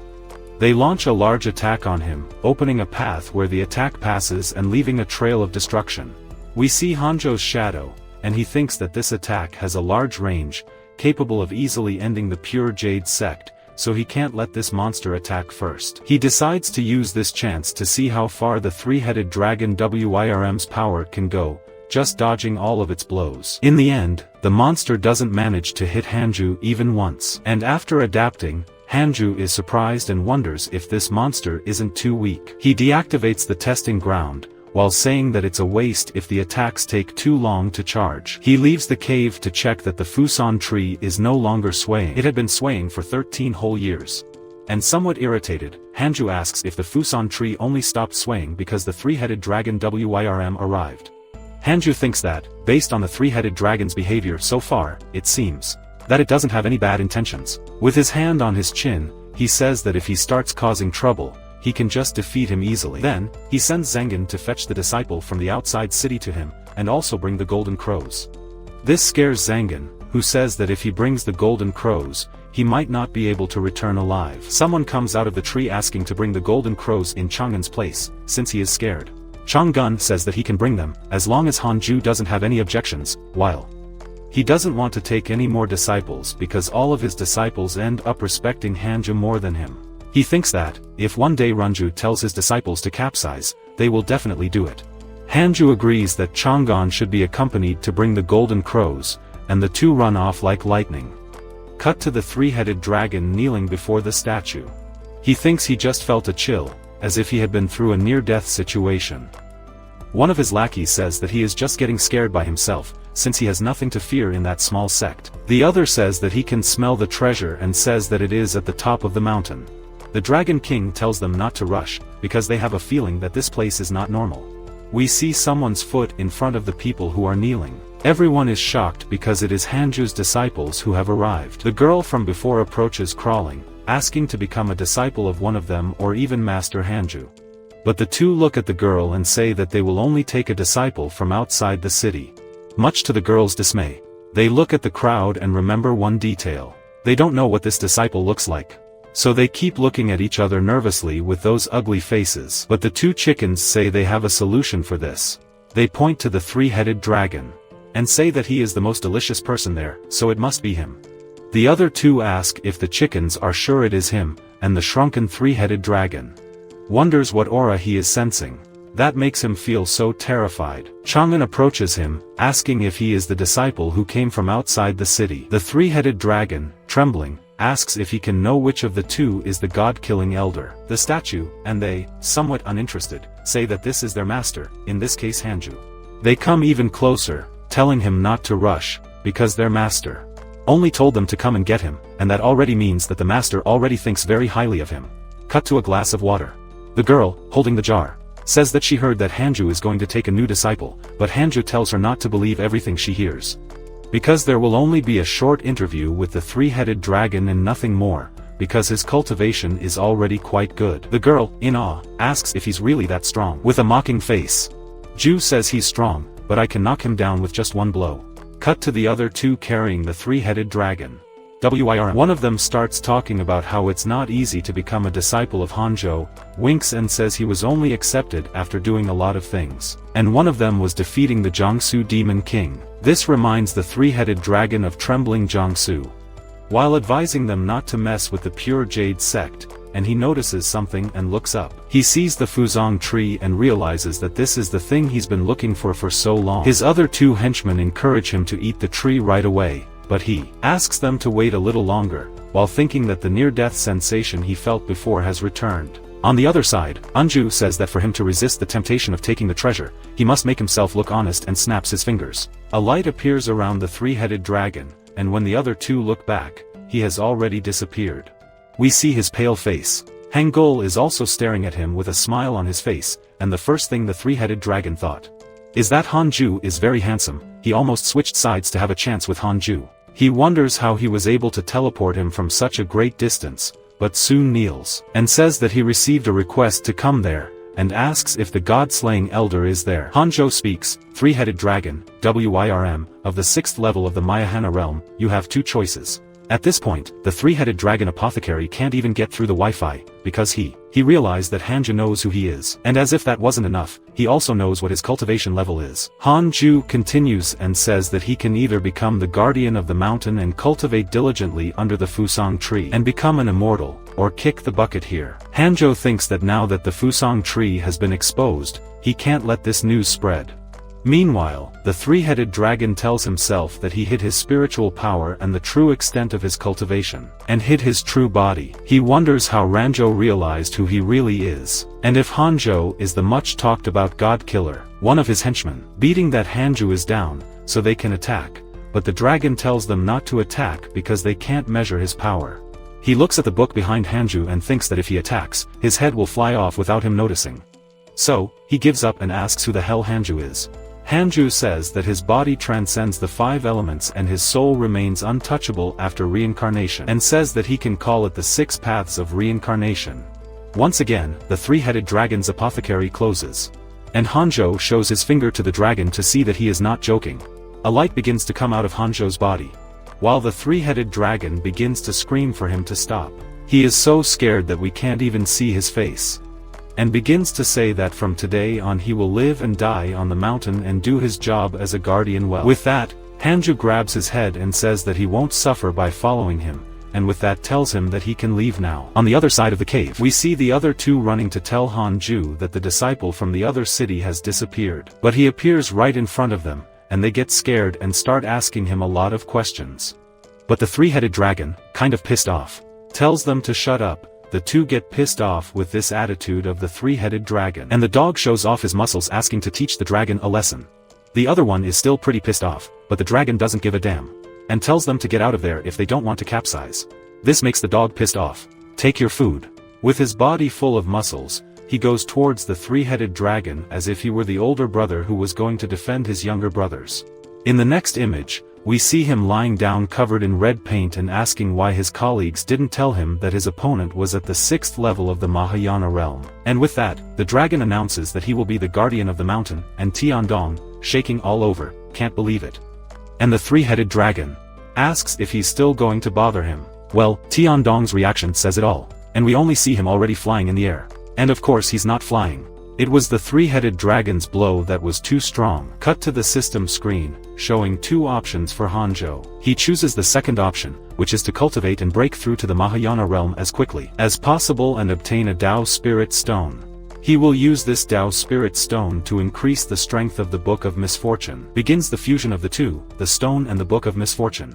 The system notifies him that the Book of Misfortune has been updated, so he must use it carefully. Hanju is a little apprehensive, because the system took the trouble to warn him that it could be dangerous to use the Book of Misfortune carelessly, but even so, he takes the book and asks who will be the lucky one, who will experience the effects of the Book of Misfortune. In its updated version, we see that he chose the Taoist Juyin. He only used 20% of his spiritual energy on the book, and that already produced all the power that the book produced in its previous version. Notices that the power of the book has increased thousands of times, and with an evil smile, decides to bless the Taoist Juyin with a few days of the book's effect and wonders what will happen if he uses all his strength in this updated version of the book. Cut to two silhouettes of birds flying in the upper realm. We see the house of the Taoist Juyin. Apparently, the book is having an effect. He is pissed because a sudden power is hitting him, and suddenly a ghost starts tormenting him, saying that aesthetic for being struck by a power that came from nowhere. But the Taoist Juyin cuts the shadow in half and tells it to shut up. He thinks he might end up capsizing if this continues. Then he says he will ask his senior for help, and we see him holding a scroll, and calls his senior through him, saying that he was cursed by someone and his Tao was damaged. His senior makes a hand signal and tries to analyze the curse, but he finds it strange because this curse has no origin, so he cannot see through it. Then he asks if Taoist Zhu Yan offended an expert, but Taoist Zhu Yan replies that since he ascended, he has always been in seclusion and has never come out. The senior says that this is very strange, but if that's the case, there's only one possibility. It says that the heavenly court was recently attacked by a demon saint. The demon race took the opportunity to disturb many mortal worlds. The problem that Taoist Zhu Yan is facing must be related to this. Frightened, he lowers his head and thanks his senior for his help, planning to descend to the mortal world after a few years to inform himself. His senior agrees and fires a blue light from the communication portal. The light enters Taoist Juyin's chest, and his senior says that this badge will help him block any demonic energy. The badge is imprinted on Taoist Zhu Yan's chest like a tattoo, and he thanks his senior, abruptly kowtowing. He promises to do his best to gather information from the mortal world when he descends. The call ends, leaving Taoist Zhu Yan furious, thinking that the demon race is the cause. Outside his house, he shouts that when he descends to the mortal world, he will make them pay double. After a few days, Hanju's little evil deed has taken a heavy toll. The system informs him that his life expectancy has decreased by 44 years. Which astonishes him, since his plan is eternal life. As he laments, the system appears, informing him that Taoist Juyin's lifespan has been reduced by 10,000 years. Hanju watches intently, thinking that reducing 10,000 years of Taoist Zhu Yan's lifespan by 44 years of his own is not a bad deal. He touches the Book of Misfortune and wonders if reducing 10 times more than he has now will make Taoist Zhu Yan give in. He holds the book with a somber look and says that he should not use it for more than 6 days, as it is too tiring and his lifespan will also be reduced. He begins to smile macabrely with his peculiar expression.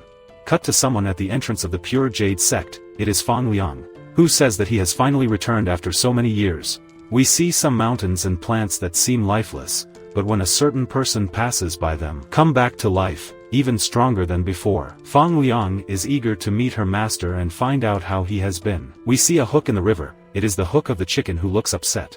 She is not alone, she is with her companions, including the three-headed dragon. One of them admires the chicken's enthusiasm for fishing, even though she has not caught any fish, and suggests that she could direct this enthusiasm towards cultivation.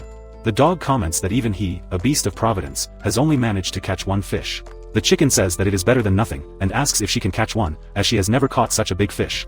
Suddenly, someone's blue begins to tremble. It is the chicken, who manages to catch an extremely large fish.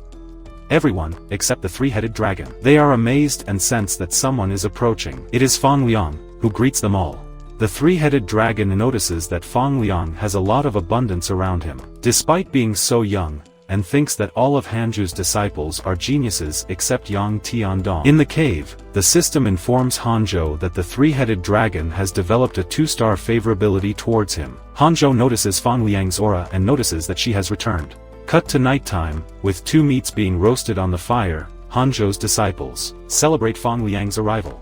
The chicken still doesn't recognize Fang Liang's strength. Then, another disciple suggests a duel between them so that the chicken will finally recognize Fang Liang. The chicken, cowardly, says that she is not feeling well. Someone picks up a piece of meat that is on the fire. It is Hanju, surprising everyone. Fang Liang kneels down crying, and Hanju asks how it was to go out for a bit to train. She explains her journey, and Hanju asks why she came back if her journey was going so amazing. Fang Liang confidently replies that what she really wants is to cultivate alongside her master and achieve longevity with him. Hanju doesn't say anything for a while, but then allows her to stay on the mountain to cultivate. Everyone is happy with the decision. Another girl asks if she should train too. and Hanjo asks why she wants that. She happily replies that training outside can help her become stronger to protect her master. Hanjo realizes that Fang Liang's departure has made the others want to leave to train and return, but says that they are not as lucky as Fang Liang. The girl, somewhat disappointed, asks why she should stay if she doesn't have the strength to protect her master. With a smile, Hanjo answers that it is to accompany him. Everyone stops and looks at him, and he says that he will go back first, letting them continue with the party, while thinking that they must cultivate diligently in order to accompany him even further. The three-headed dragon asks why the atmosphere has become like that, and someone explains that he has just joined them, and still does not know how important the master is to them. They say that the master's time is running out, as he has already reached the limit of the mortal world, and will soon ascend. As Hanjo walks away, they wonder what they will do when that time comes. Meanwhile, Suki is still cultivating, feeling like she is missing out on something.